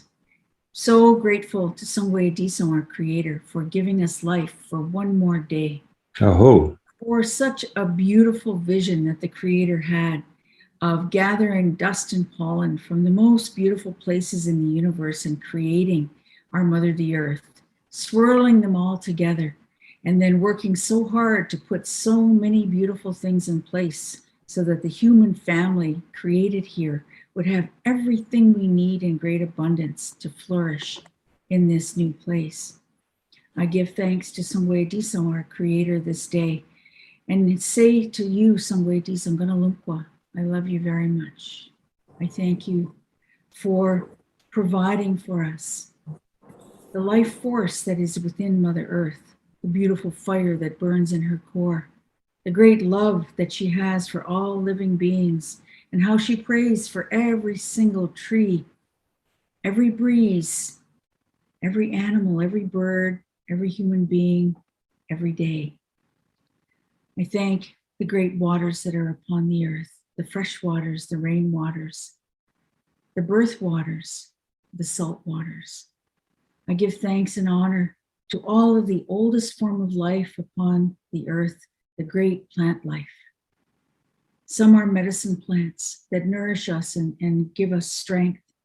And especially during this time of great illness, they boost our immune systems and they help us to ward off sickness. I give thanks this day to all of the standing tree people, providing so much medicine for us and for all of the beauty of the three sisters, the corn, the beans, and the squash, the foods of the great sustenance. To all of the animal life, I honor you this day, and I give thanks to you. Some are food sustainers, and we thank you for giving of yourselves so that our people can live. Others are those animals that make us so happy when we see them in the bush and on the plains. We give thanks to all the bird life and honor you, those that stayed with us in this beautiful summertime, those that stayed all year round throughout the winter. So grateful for your songs and for your beauty. We give thanks and honor to all of the beings that are in the great waters of the earth. They are so magnificent, and we honor them for the great wisdom that they carry, for the whales that honor the wisdom of creation, for the grandmother turtle that holds up Mother Earth on her back. We know that from our creation story, from that one Pangea earth that the grandmother turtle held on her back, where we started as fresh and new human beings. We give thanks this day for all those beings that are in that great council of creation, and the human beings, the red people, the black people, the yellow people, and the white people, all taking our seat in the great council of life. We honor this day the four winds, the grandfather winds that refresh and cleanse Mother Earth, and for the Latihuelos, the thunder beings, those thunder beings, 9 thunder beings that move about the earth, cleansing and refreshing Mother Earth and all life that is here, bringing the sacredness of the waters to renew life, and the great lightning that comes from their eyes that ionizes and cleans the air. We're so grateful for the Latihuelos. Give thanks this day to 4 sacred beings that hover just over the earth. From time to time, the Creator has lowered one of them to walk among us, to remind us of the great teachings from that original time. The first law, to take care of all of this beautiful creation that was made for us, for our benefit, so that we could be healthy and we could thrive here. With the caveat that we would always remember to be thankful. We thank those beings for walking among us to correct us, because sometimes our egos become too great and we think we don't need spiritual guidance anymore. And so those spiritual beings remind us of our original covenant with the Creator, to always give thanks and to always take care of each other as human family equally. We give thanks this day for those celestial beings, the stars that remind us of our ancestors, the grandmother moon who takes care of the movement of the great waters on the earth. We give thanks and honor to the grandmother moon for taking care of all the female life and for ensuring that there is always fertility and the coming of new life, the renewal of life on the earth. We thank the grandmother moon for all of what she gives to us. And to our elder brother, the sun, bringing sunlight to nourish all life here every single day, never failing to walk across the face of Mother Earth from east to west. We give thanks and honor to that star formation called the Milky Way, that beautiful road that connects the natural world to that place of peace in the sky world. We understand that one day these frail and physical bodies will remain here on the earth to nourish the next cycle of life, and that the soul that inhabits this body will walk across that beautiful Milky Way. We say that there are strawberries that are growing on each side of the road as we make that journey. They are the sweetest and most fragrant. And when we come to the other side of that great Milky Way, we find the fires of our ancestors burning in that place of peace in the sky world. We thank our ancestors for making a trail for us that we could pick up songs and ceremonies and teachings and sacred guidance and a way to live in peace on the earth. We give thanks to our ancestors for bringing us dreams and visions and teaching us and guiding us and correcting us in this journey of life, for they understand what it is to be a weak and a frail human being. And to all of those sacred beings that are seated at the Creator's great council fire, those sacred beings that assisted the Creator with the process of creation from the very beginning, we give thanks and honor to them. And to all the great ones that have walked with us here and are seated at that council fire, the leaders of our medicine societies across the face of the Americas. We give thanks to you for continuously guiding us, healing us, protecting us, challenging us to believe in ourselves and to be those beings that are truly sky beings lowered here to the earth to do a great job on behalf of the Creator, to use our gifts to bring harmony into the world. And so this day, Sangwe Disong, we are told in our words of giving thanks to you, to leave you to the very end. For you are not only the Creator of all things, the owner of all life, but you are the most humble. And with the great and infinite power that you have, we say to you how grateful we are for this beautiful life that we have an opportunity to meet each other, to support each other, to care for each other, to lift each other up with the beautiful gifts that we have, and to begin to unite humanity. Humanity must take its seat in the great circle of life.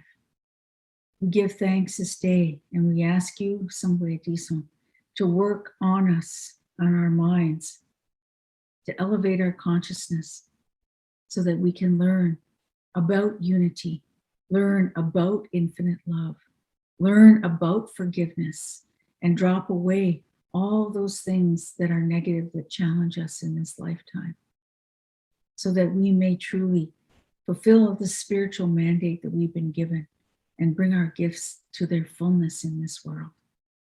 We give thanks this day, Sangwe Disong, that you loved us, created us, placed us here, gave us this opportunity to live at this time period, for it is truly the greatest time period in the history of humanity. And we covenant with you today, Creator, that we will do our very best to create unity in the human family. And we say to you, Ganalankwa, we love you very much. We humble ourselves before you and serve the greatest power in the universe and say Nyawa. Thank you, dear relatives. Thank you for joining me in that prayer. I pass it back to you, Brother Phil. Yes. And with great, great thanksgiving to beloved Sister Clan Mother Diane Longboat, I'm very thankful to be able to introduce Brother Dr. Samuel Lee, the medical director of our Four Worlds Elder Health Program, who's dedicated his life to understand the healing process from all directions, all sides, and who joyfully has joined us here as we awaken the indigenous nations together with all our relatives across the Americas. So, brother, your prayer, how you'd like to express at this time, opening the doors to our visit, please. Aho, Brother Chief Phil. Red and yellow, black and white, all sitting under this sacred tree, Mother Earth, as it stretches its branches, its roots go deep. Just like the mycelial network, the mushrooms, all connected, so are we. And as the songs of our ancestors, the prayers of our ancestors, every prayer that Chief Phil has prayed is now absorbed into the water that is alive and that hears us. And as the wind, the sacred holy wind, is kissing our skin and it blows it all the way up to the Creator's throne room, taking these prayers absorbed into the water and blows it over the land that is thirsty, that needs these prayers, that needs this water, and it precipitates down and it rains down into the streams. The water is my blood, the earth is my body. And this sacred elements from which we are formed, Mother Earth, Father Sky, kiss in our hearts. We start realizing and understanding we all come from the same source. The source of all love, the cohesive power of the universe. What is now in this now moment holding our atoms together, ourselves together, our families together, our nations together, our sanity together. Source, God, Creator, Great Spirit, the source of all love, wisdom, power, truth. We remember this beautiful source had the idea that it would like to experience itself as male and female, as red and yellow, black and white, as duality, so that we can gain a deeper experiential, direct cognitive knowing of how great, how wide, how deep, how long is this love, how patient is this love, which has allowed us as a human race to go through many, many, many, many cycles of learning, of remembering. And she who is forgiven much can love much. He who has been to the darkest of the darks can appreciate the light all the more.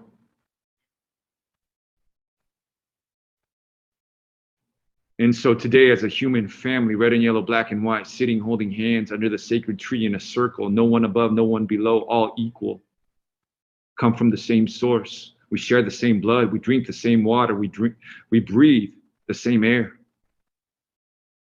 made from the same earth. Together, hand in hand, we remember that all prophecies spoke of a day where the truth would come to light, where higher oscillation and vibration, love, would entrain and enfold and transmute lower vibration density of fear. And our DNA would start waking up into remembering that we are who we've been looking for. Our ancestors' prayers live inside of us. And that we are co-creators in the greatest love story ever told. And as the truth comes to light, and as we forgive, as we communicate, as we remember, and our DNA strand starts intertwining like a vine, running up our spine, tickling our third eye, we start waking up to the spiritual vision of who we really are. All is thine, great source. I am thine, all is thine, thy will be done here on earth now as it is in heaven. Peace on earth, peace in our hearts, as within, so without. And so as this great story unfolds, we remember the prophecies. Jesus Christ spoke about it, New Jerusalem. Eckhart Tolle wrote about it, New Earth. Bob Marley sang about it, Zion. We on our way to Zion, roaring like a lion. You see Babylon, which is any system that stands in fear, will be exposed. Babylon shall fall. And God's children are now standing tall, which we are, roaring like a lion, on our way to Zion, and the kingdom of heaven is in our heart. So together we remember we are all one. Oh, sons and daughters of the Most High Living God, made in the image and likeness of God. Before we were born, great Creator wove us together and knit us together, every sinew, every muscle, knowing the consciousness knows the number of hairs on our head. And on the day we were born, Creator honors choice. We chose our mother's womb. We chose the family. We chose when we were going to be born. For there to be love, there must be a choice. And the stars and our star families aligned perfectly with the planetary energies and influences necessary for us to complete our divine mission, our divine blueprint of why we incarnated. And right now, humanity is waking up to remember our self-sovereignty, our freedom. We are free, we are free, we are free. We have come, we have come, we have come. We are here, we are here, we are here. I know who we are in truth. I know how we serve in truth. We are free, we are free, we are free. So as we feel the light behind the sun, the light of light shining down, giving life to this entire planet, carrying frequency, carrying information which gives life to the entire planet. Just by being alive, we are worthy. And this light shines into the planets, which is intelligent. It absorbs this light of lights and it starts producing photosynthesis, taking this light and creating from this energy, which humans, we can take as medicine, we eat. And this plant goes into carrying acetyl-CoA, which starts producing energy in our cells. As the electrons start jumping the electron transport chain, producing ATP, energy for our cells. And this light, when it's communicating, when it's in a state of love, is the cohesive power of the universe. Fear is the energy that separates. Forgiveness breaks the bonds that fear once stole. Love glues it back together to integrate the whole.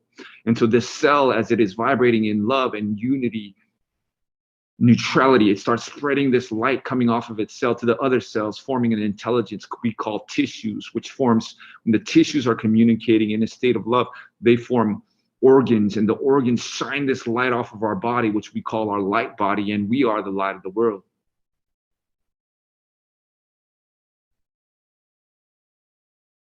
And so this light of lights gives life to all of us, and we breathe it in. And as we breathe it out, it connects to the water, and the water becomes the light, and the light becomes the water, and the water becomes the plants, and it's all connected because love connects, and we are that love. Mm. And as we hold our hands in our mind's eye against this sacred tree and start breathing in the life-giving oxygen that it gives to us, as a circular breath, we breathe out CO2, and the tree takes the CO2 and it converts it back into oxygen, the circle of life. And as we breathe with these trees, we start realizing and understanding and opening our spiritual eye as we see this energetic lines coming out of us into the tree, from the tree into the plants, from the plants into all of creation, connected by this geomagnetic grid surrounding Mother Earth, surrounding us, the morphogenetic field, the divine blueprint of creation, of source, of consciousness, which carries intelligence, and we realize we are all one. And we remember Mother Earth is alive. The trees communicate with the animals communicate. They eat the plants, the water. She's alive, and she carries a consciousness, and she wants to look pretty again for her children. And the native first American elders understand this harmony with nature. They carry it with them. It's a remembrance of this harmony with nature, this harmony with each other, how Mother Earth provides everything we need. And when we spend time immersed in this nature, all scarcity disappears, because nature, which we are nature, is abundant. We are the abundance. She provides for everything we need. And so this hyper-masculine competition, greed, accumulation of resources, we have compassion and forgive and move into this maternal, matriarchal inclusivity. Whoa. Compassion, the love that a mother has for her children, no greater love on the planet. And together, as we communicate and have compassion and re-immerse ourselves back in nature and remember in the multitude of elders, there is wisdom, and we start listening and remembering and learning. We come back into harmony with nature, and now there's no fear coming from humans. Therefore, there's no fear in the animals. Therefore, there's no fear down the food chain, and we start entering into this higher oscillation of love, of the new earth, of the higher earth, of the new Jerusalem, of what some people call the golden age, the age of the golden eagle. And the waters come back to life. And we come back into our tribes, the 12 tribes, originally seated on this earth. Celestial is our birthright, 12-stranded DNA. And we start reactivating our DNA into full remembrance, our birthright, freedom of who we really are. Made in the image and likeness of God, protected by the shepherd's staff and rod. This body is a holy temple. And we re-spiritualize and remember, together we stand, hand in hand. As we enter this new age, this new world of love, harmony, cooperation, communication, harmony with each other, and harmony with nature. We have come, we have come, we have come. We are free, we are free, we are free. We are here, we are here, we are here. I know who we are in truth. I know how we serve in truth. We are free, we are free, we are free. The truth shall set us free. And we see the condor, the eagle, and the quetzal communicating, Central America, South America, North America, coming together. We see the white buffalo returning. And we see, like a mycelial network, this revolution of love and truth spreading to all indigenous nations across Mother Earth, encircling us with her love, her protection, her grace. It's a joy to be alive now and to walk this path together. Thank you for being born. Thank you so much, dear brother. And I just give great thanksgiving for my dear Hunkashi, grandmother who has served our relatives across Turtle Island as a nurse for 45 years, who has been meditating for more than that, and whose heart is full of love, and who is also our Four Worlds Elder Health Coordinator, dear sister, dear Hunkashi Ejna. Your prayer, please.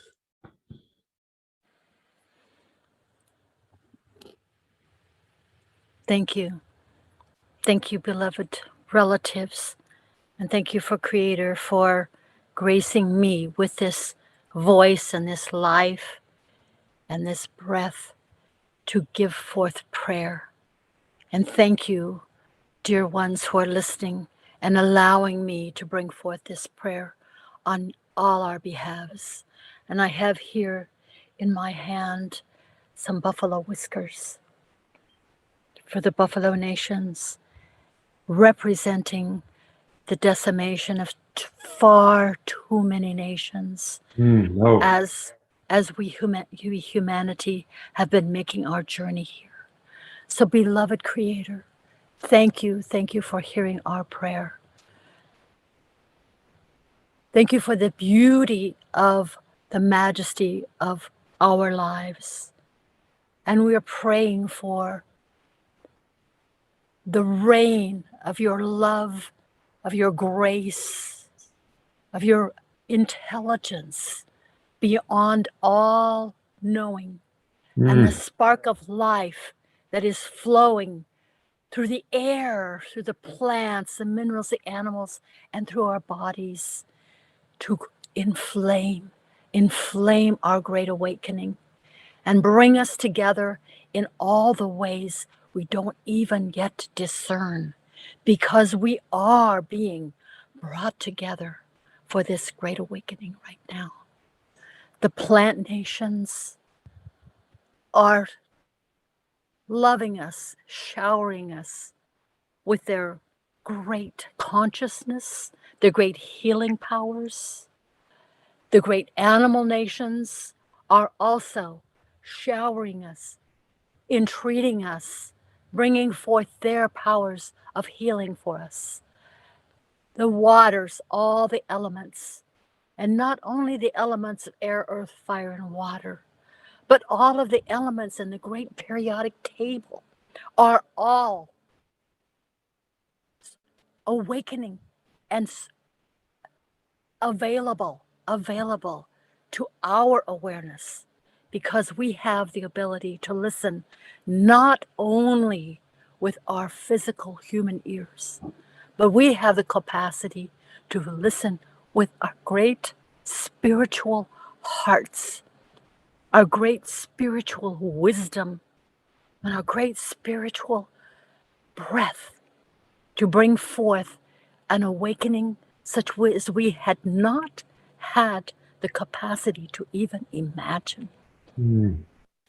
So we pray for your continued guidance, great Creator, great Spirit, and the star nations that are continually raining down, even in the daylight, where our great daylight star, the sun, is kind of hiding their light as the starlight is always shining and raining down and bathing us, just like the air is always bathing us in the majesty and the glory of creation. For this is all part of the great womb, the great womb of infinite creation.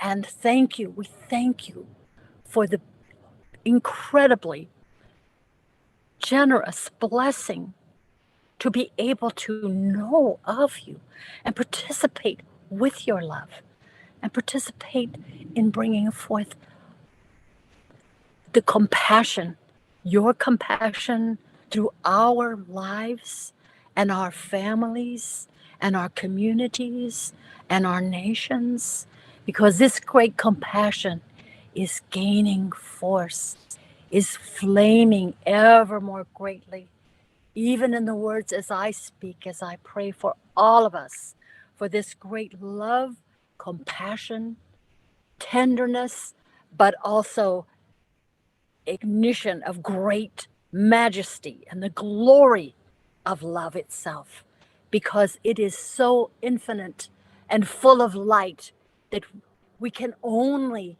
really appreciate it in our great spiritual maturation. So I'm entreating our own openness, our own willingness to receive and to be willing to surrender to this great love that Creator and all of creation is showering down upon us for our glory and for the glory of Creator, which is so beyond anything we could ever have imagined. So thank you. And for this Global Oneness Summit, we are being kneaded and woven together in this way and in so many ways. So please be alert for your guidance, each of us, as we are in this liminal space and we are being guided into the majesty and glory of our union, of the human family, and to the glory of creation. Amatakuyase.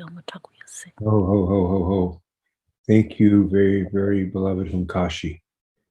And I want to close the prayers with a prayer that was passed on to me from the Ancient of Days, the Blessed Beauty, more than 54 years ago. It's just brief. Oh my God, unite the hearts of thy servants and reveal unto them thy great purpose. May they follow thy commandments and abide in thy law. Help them, O God, in their endeavor and grant them strength to serve thee. O God, leave them not to themselves, but guide their steps in the light of knowledge and cheer their hearts with their love. Verily, thou art their helper, their Lord, their Creator. You know, as I was listening to our prayers, and I have to say how much we love to pray, I was taken back, over 30 years ago, to the University of Lethbridge, where I used to be an associate professor. And there was a political gathering going on, and we had the great Chief Oren Lyons come to speak. And my uncle had come to pray. And he prayed a long time. Ed Caffrobe, Uncle Ed Caffrobe, he prayed for a long time. And I could tell that people were really wondering when he stopped praying, you know. And these were all Native people, of course, who were caught up in the political side of things. I remember so beautifully Chief Lyons, after he had got done praying, you know, on, like we were enjoying praying here together, he said, I want to thank our elder, Mr. Caffrobe, for teaching us the first lesson of Indigenous governance: thoroughness and patience. Thoroughness and patience. We enjoy praying, and I'm so happy we enjoyed having that prayer. We could almost close the panel right now. But we're going to go back around, because we know through our prayers we inspire each other, we uplift each other, we create new thoughts and new. So, Sister Diane, please begin our sharing. Thank you so much, Brother Phil. I first want to say that I'm not a clan mother of my people, which is a woman leader and a woman who has full command of the language and of all the ceremonies of our people. So I have to tell you that I'm still learning. Even though my hair is turning white now, I'm still learning. So I'm very grateful to be with you today and to, you know, just to be in your presence and to hear the prayers that were offered and the beautiful energy that's created around us. You know, I feel as though what has happened this year has been a great turning point for humanity, that we have been tested and will continue to be tested, but that there's something shifting in the hearts and the minds of human beings.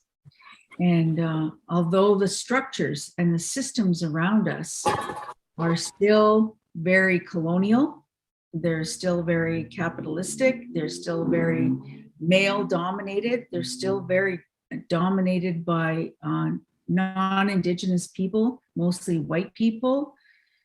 Those things are all around us as structural pieces, but what is really brewing in the foundation that we stand on every single day is the understanding, and I think the children really understand this the best, that we are really the soil that walks. We have been created from this earth. There were 3 beautiful breaths of life that were put into us, and that, you know, we have that ability to see, we have the ability to talk, we have the ability to move and to walk. We have been gifted so many things as a result of choosing our parents, our spirits traveling from the sky world to the earth world. We are those spirits having a human experience.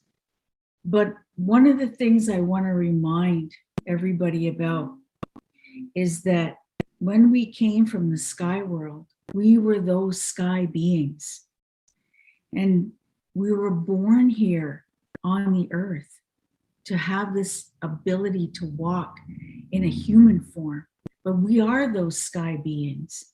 And so when we came here, the Creator didn't send us here alone. He sent us with all of our gifts and our talents and capacities, but more than that, with an ancestral lineage that tells us who we are and where we come from and where we belong.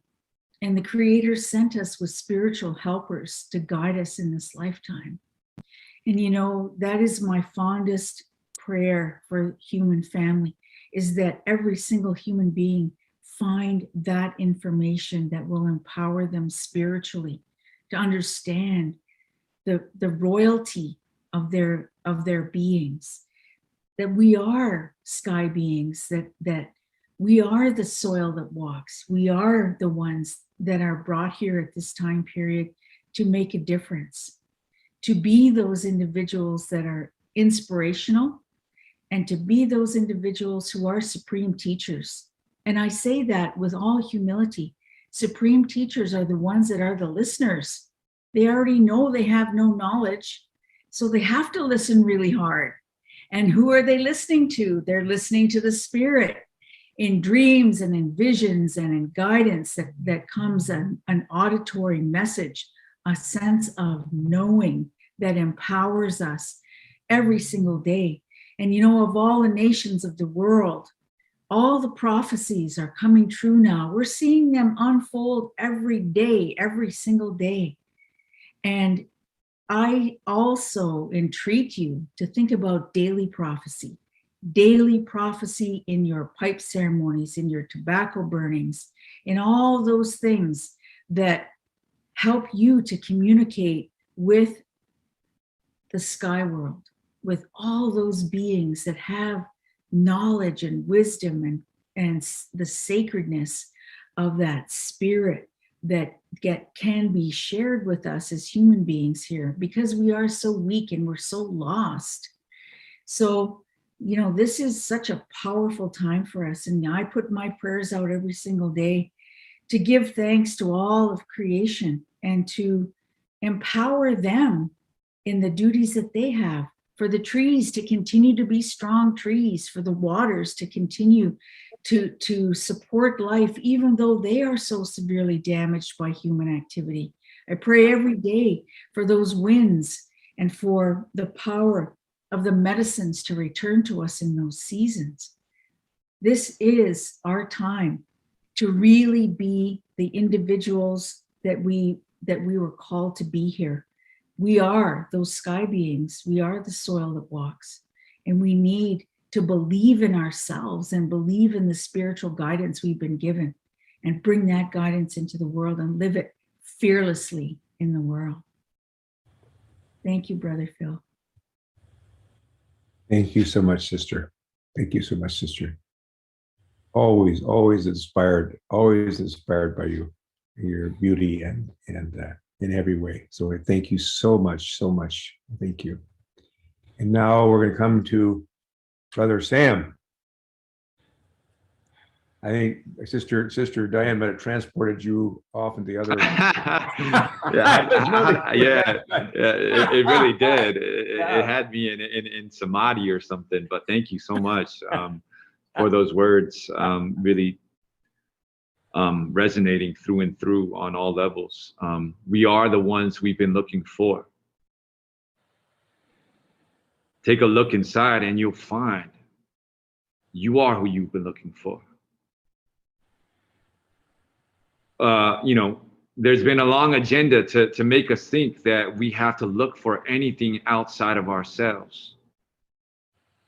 And the truth is, everything you need is inside of you. You are the universe having a human experience. The Great Spirit is breathing in and out, and God breathed into man the breath of life. And in Hebrew, that word breath means Ruach Elohim, which is the spirit of the living God, which is flowing through you in and out. And it becomes this constant communion, a constant awareness, a constant God making love with God, God experiencing God, source flowing through you. And if source is with us, as God is for us, who could ever be against us? So we find ourselves in where the truth is coming to light. You see, the light is shining, and there's seasons and cycles, 26,500 year cycles.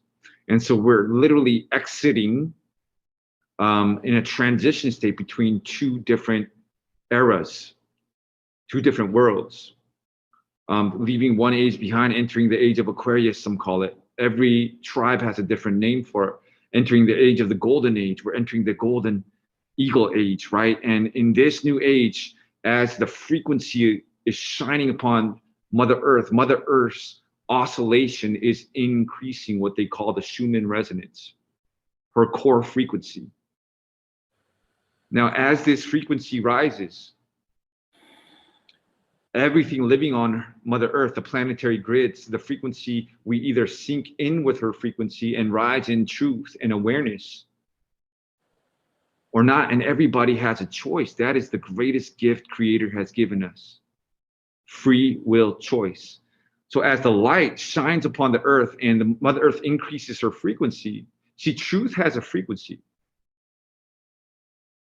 And what is not true is a denser frequency.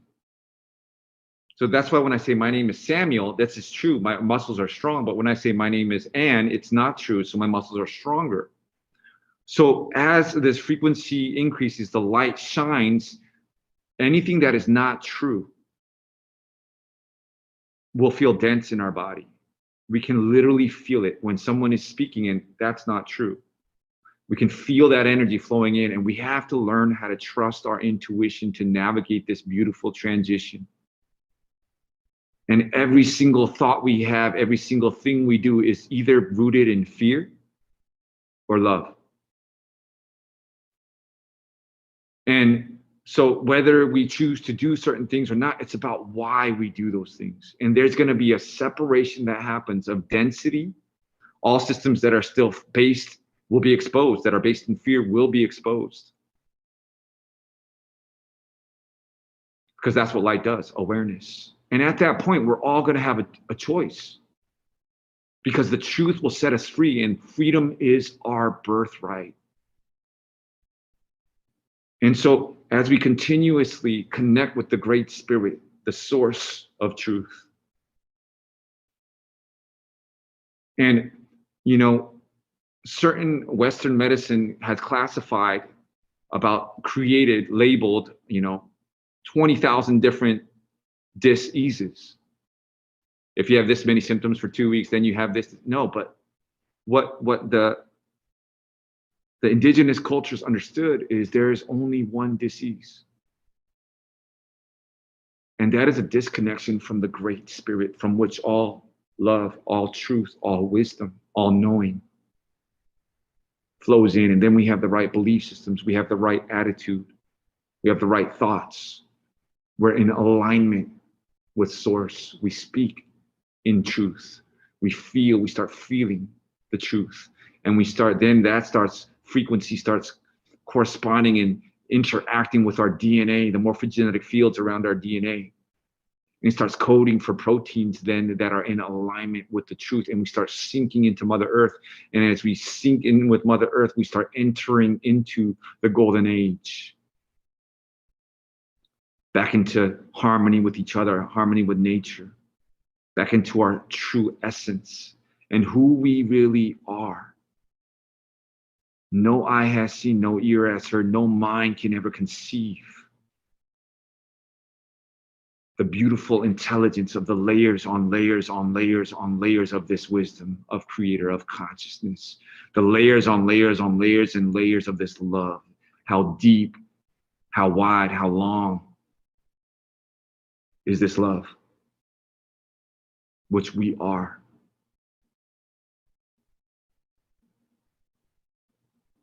So as these worlds polarize, connect with Great Spirit, your higher self. That part of us, the star nation, our star families, our souls and spirits are ancient, back straight to source. And from there, receive the truth, receive the wisdom. And if you do, and you continue to make that your continuous communion with spirit through your mindful breathing, through nature, through whatever it is that connects you to source, meditation, through the plants, through whatever it is that does that for you. And you start peeling back these layers, one day you'll know exactly where to be. You'll know exactly what to put in your body, what not to put in your body. You know exactly, and you'll start resonating this frequency, this oscillation of light, because we are the light of the world, and you'll start attracting the same back right into you until we enter in hand. Together we stand, sitting, holding hands under the sacred tree, dancing, singing, rejoicing in the truth of who we are. And I look forward to remembering together, dancing together, crying together, singing together. And that day is now. Prophecy is not only being fulfilled, we're creating it at the same time, and the prayers of our ancestors are being answered daily. And we're reaching an organic tipping point where we're accumulating enough people who have woken up. E equals MC squared. Energy equals, Einstein thought it was mass times speed of light squared. I say C stands for consciousness squared. So as we gather together and we're on the same wavelength of love and truth, that is squared. And the potential when people start waking up, the light is so much stronger than darkness. In certain, ayahuasca ceremonies, the pure shamans working with white light, they say like all these dark spirits line up, but with one pure light, purity of the light, with one flick of the switch, all the dark spirits flee. And that's how powerful we are, because we are the light of the world.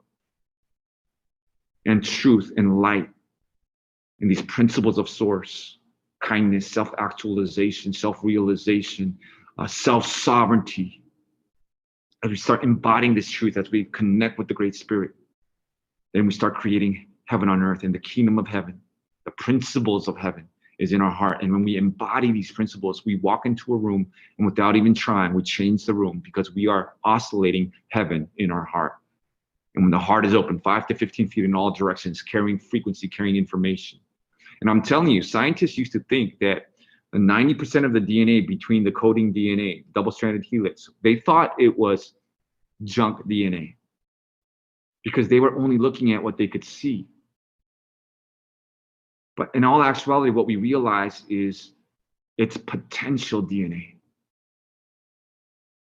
And the language of that potential DNA is scalar waves. God said, let there be light, and there was light. Sound becomes light, the mathematical encryption of sound and light. The beautiful dance, as every word we speak, the water absorbs it, and the consciousness binds to it, and the sound becomes light, and the DNA receives the intention and energy of our language and our words, and they start skipping between the potential DNA, communicating with each other, then, you know, creating proteins which are in alignment with the truth of the words we speak.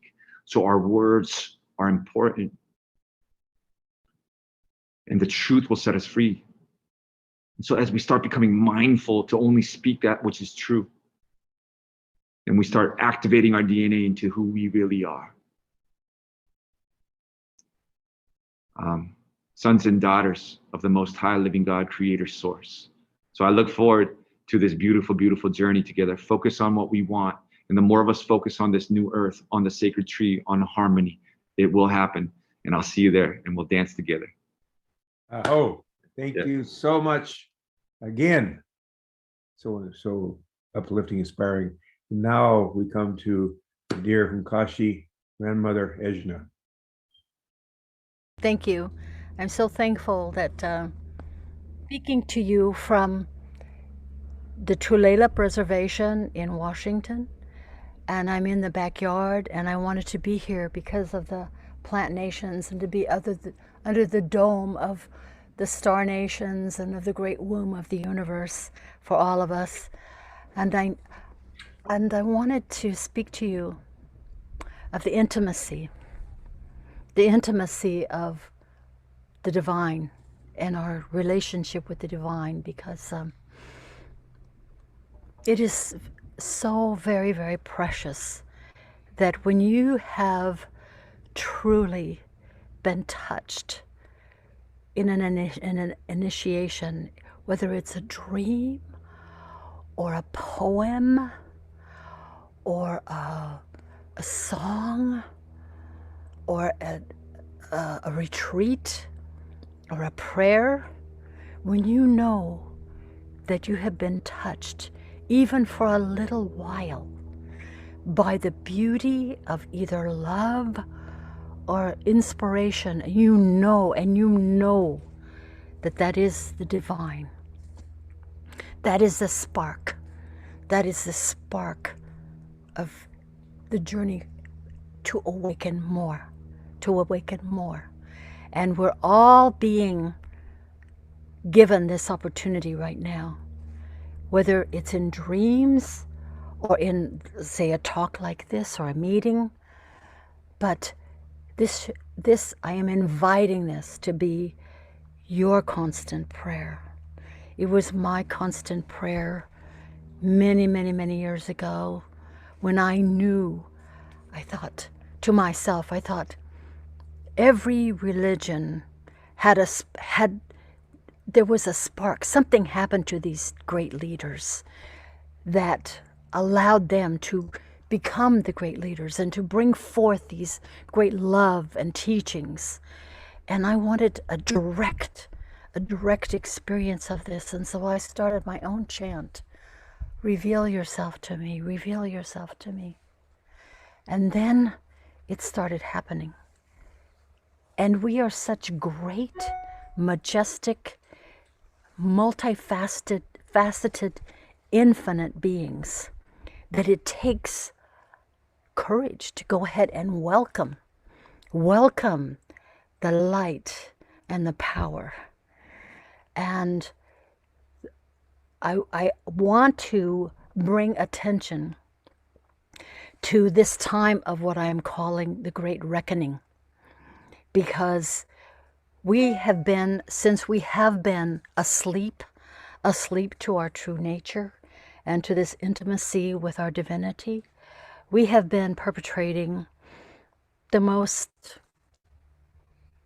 heinous of all we could ever imagine upon one another throughout millennia, through war, genocide, racism, massacre, child abuse. But these are acts of great fear and lostness. And now, as we are awakening, some of these transgressions, I will call them, these great, great lessons of our separateness from our true divinity, it's time to mature now. It's time to mature into divine human incarnations. And we're each being guided, each in our own unique way, but we're also being brought together to support one another in circles and in communities and in teachings and in gatherings such as this. But it is happening, and it's glorious. It's really glorious. And we have already been suffering enough. The starvation, we need to feed all people, all our people. All people need not only physical food, but we need to feed each other with love and warmth and welcoming. Those who are in prison, we're imprisoned physically, but we're imprisoned in only thinking that we are physical and only thinking that we are ego. But we are not. We are much more. And as we mature, we're able to embrace and embody the transformation that's taking place, because it's very, very awesome, very awesome. And we need to come together in great ceremonies of healing, because many of these things are only possible to heal in spirit. That these have been the magnitude of some of the things that have happened have been so unspeakable. But now it is time to speak them, because we have the capacity and great love and compassion for the great healing individually, healing in communities and families, and in ceremony. And the plant and animal nations, the star nations, all of the elements, the direction, everything is coming forth to work with us and bring forth this great enlightenment. And the last piece of what I would like to share is that I am inviting, I guess I would almost be entreating, demanding that the leadership of our planet come together also in ceremony, because the leadership of our planet is from the old way that needs transformation. And we need enlightened, loving, unifying leadership that can be learned and actually brought forth in ceremony. But it will only be brought forth in that choice that Brother Sam has been talking about. The choice to welcome the true nature of our being and our true divinity in its majesty and power and glory. So I thank you for allowing me to speak and to share my great love and inspiration and my great commitment for this work that we're all doing together. And it's so good to look across the other members of my panel and with great love and thanksgiving. So thank you. Thank you, beloved sister. And may we always remember the beloved words of Chief Oren Lyons: patience and thoroughness. And that's what we're reflecting here, with great love and compassion for all. I speak about the principle of the prior unity and oneness of our human family and all life, because we are in potentia, are part of the very foundation of creation. We have always been ourselves. And just like the baby in the mother's womb goes through all kinds of shapes and forms before it emerges into this world outside the womb world in the child's earth suit, so have we made our journey from the very beginning of time, born literally from the stars, which is in every center of every bit of our blood. We find that iron created in supernovas. So we've always been these sacred beings from the very beginning that has no beginning. And as the child in the mother's womb grows its arms and legs and eyes and ears to prepare it, to prepare us for the journey, it's almost like it's happening now through the birth canal. And all I can say is I've witnessed this miracle of birth. And all I can say is, there's no words to put it to respect for our mothers who brought us forth in this world, our sisters and relatives who brought us forth. But then we emerge from that womb world. And that which we prepared ourselves with, prepare ourselves, arms, legs, eyes, and ears, they finally make sense. And of course, if we walked around with our amniotic sac around us, we couldn't even use our mouth.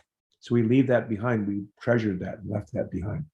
And so on this journey, we can see we've emerged on this Mother Earth as families, and tribes, and nations, and all these. And now we've come to this place where we're awakening to the foundation of world peace. And that is the oneness of our human family in all life. And the herd of one is a herd of all, and the honor of one is the honor of all. That foundation of oneness, and is the very heart of our indigenous understanding, our intimate relationship to everything, everywhere, all at once. And it's this foundation that is needed, this consciousness needed to be able to fulfill the prophecies which all say that there shall come a day when we will before that sacred tree together in unity, that the peace will prevail. They say the only prayer that Jesus left behind was the Lord's Prayer. It says, thy will be done on earth as it is in heaven. But so is our prophecies, because I believe the Creator would never, ever, ever leave us alone without a sacred teacher, without a messenger, a great peacemaker. Our great white buffalo calf pipe woman, white buffalo calf woman, Quetzalcoatl. We had teachers all across the Americas, everywhere, and many of them have been forgotten, but they all taught us the same basic spiritual truth of oneness, of love and compassion, of truth and honesty, humility, integrity. And these are the qualities that we're here for in this earth suit to acquire. Just like we're in our womb suit to acquire arms and legs and eyes and ears. Now is the time to acquire our spiritual arms and legs and eyes and ears.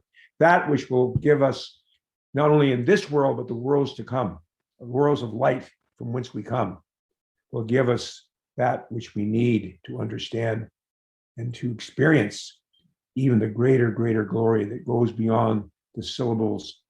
It goes beyond syllables and sounds in the world of names, far beyond that.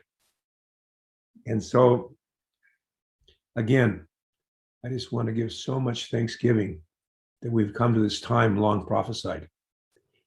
And there's no question whatsoever that by 2030 or before, what's going to happen between there, then and now, I'm not sure. But without question, the nation states of our Mother Earth will come together and war will end. That won't be the beginning yet of the deeper peace that will come upon this earth, but it'll be a beginning. There will be no choice. And so I think at this time, we need to stand our strength we have. Stand to those strengths we heard so beautifully shared by Sister Diane, by Brother Sam, by Sister Edna. Stand on those spiritual strengths. Move towards a positive alternative which to create those great visions we've been given without giving our energy away fighting the negative. Stand on our strengths. Move the positive alternative which to create without giving our energy away fighting the negative. And remembering, as our 16th principle, or 16 principle says, and as Gandhi made so well known, but it was known by all our elders, that we, by walking the path, the spiritual path, the red road, we make it visible. We are the curriculum. We are the curriculum. No film, no book can replace our dynamic influence and example as loving, compassionate human beings. So, Midaki Epi, I just give again thanksgiving to each and every one of you. Give thanksgiving to our dear brother Garth, who has hung in there with us and recorded us. And Shunkmano Hemeado Chinupasapa Hemero Haulimichan Washtelo. My names are Shunkmano and Chinupasapa, and I stand responsible before the Creator for all my words and my actions. How Michan Washte. Have a beautiful day.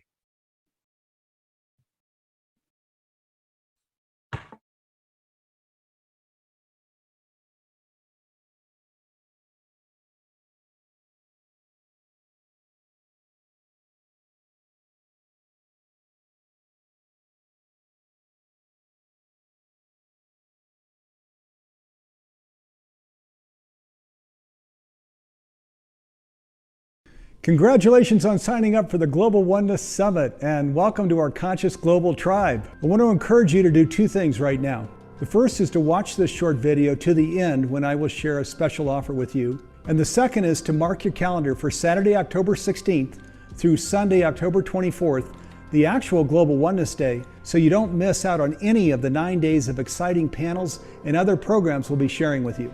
This year's theme of opening to your universal self is about following your soul's calling. It's about finding and fully engaging your purpose in life. It's about coming into self-mastery. It's about finding inner peace. It's about becoming the beautiful, whole, pure expression of your divine higher self you've always known yourself to be. When you open to your universal self, you become more aware, more alive, and more in harmony with life. You live intentionally and metaphysically, fully expressing who you are, so you may live the life of your dreams. The Global Oneness Summit is a foundational part of our larger mission to make conscious living pervasive worldwide in the next 20 years. And our primary vehicle for making that happen is the Humanity Stream Plus streaming platform we created to assist you in fulfilling this mission for yourself, in your own home, in your workplace, in your community, and in the wider world.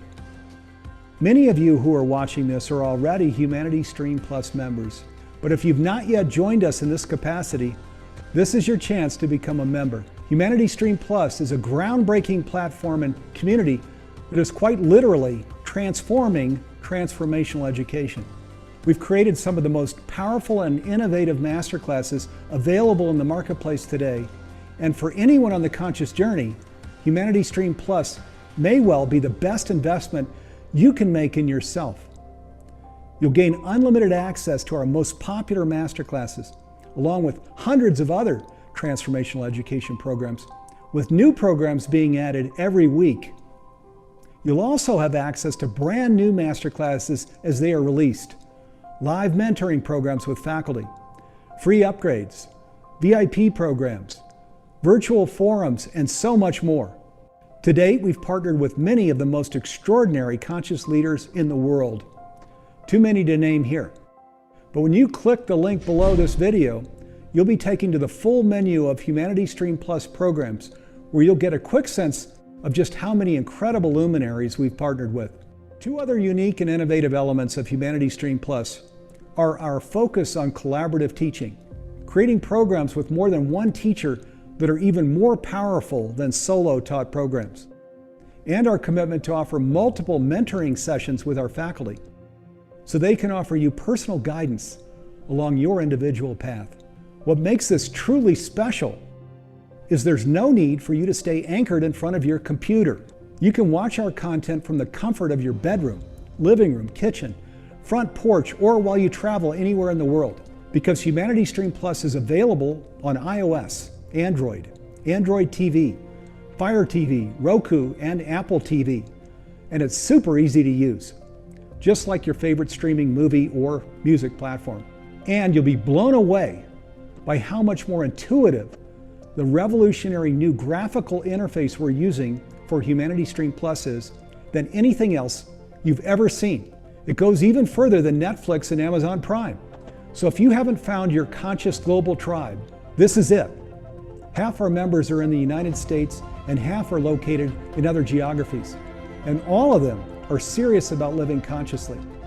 In our Humanity Stream community, we are open-hearted. We live in flow. And we hold space for each other to grow and evolve in our own unique ways. We gather together weekly and often several times a week. And when we're not gathered face-to-face, we're connecting with each other in our virtual community where we make new and diverse contacts with others. This year's entire 9-day Global Oneness Summit with over 30 panels and over 70 speakers will be recorded for your viewing pleasure. And while this is normally a $247 upgrade option, with Humanity Stream Plus, you receive access to it all for free, along with access to our previous summits for an almost endless stream of uplifting inspiration. If you were to purchase the masterclasses and transformational education programs separately, it would cost more than $12,000. But for just $497 a year, you can subscribe to Humanity Stream Plus and receive access to it all. This breaks down to only a little more than $1 a day. Imagine who you'll be able to become when you join our supportive Humanity Stream Plus community and begin engaging in this exciting journey with others around the world to your fully conscious self. Truly, this small investment will yield life-transforming results for you and all those whose lives you touch, helping to shape the conscious evolution of our world. You can join Humanity Stream Plus with our 7-day free trial and an additional 7-day money-back guarantee. And if you decide you'd like to continue with us after that, you'll get it all for just a little more than the cost of a single masterclass. So if you're on a conscious journey and you want to live the life of your dreams and influence and inspire others to be better and to do better, together with a supportive global tribe, Humanity Stream Plus is for you.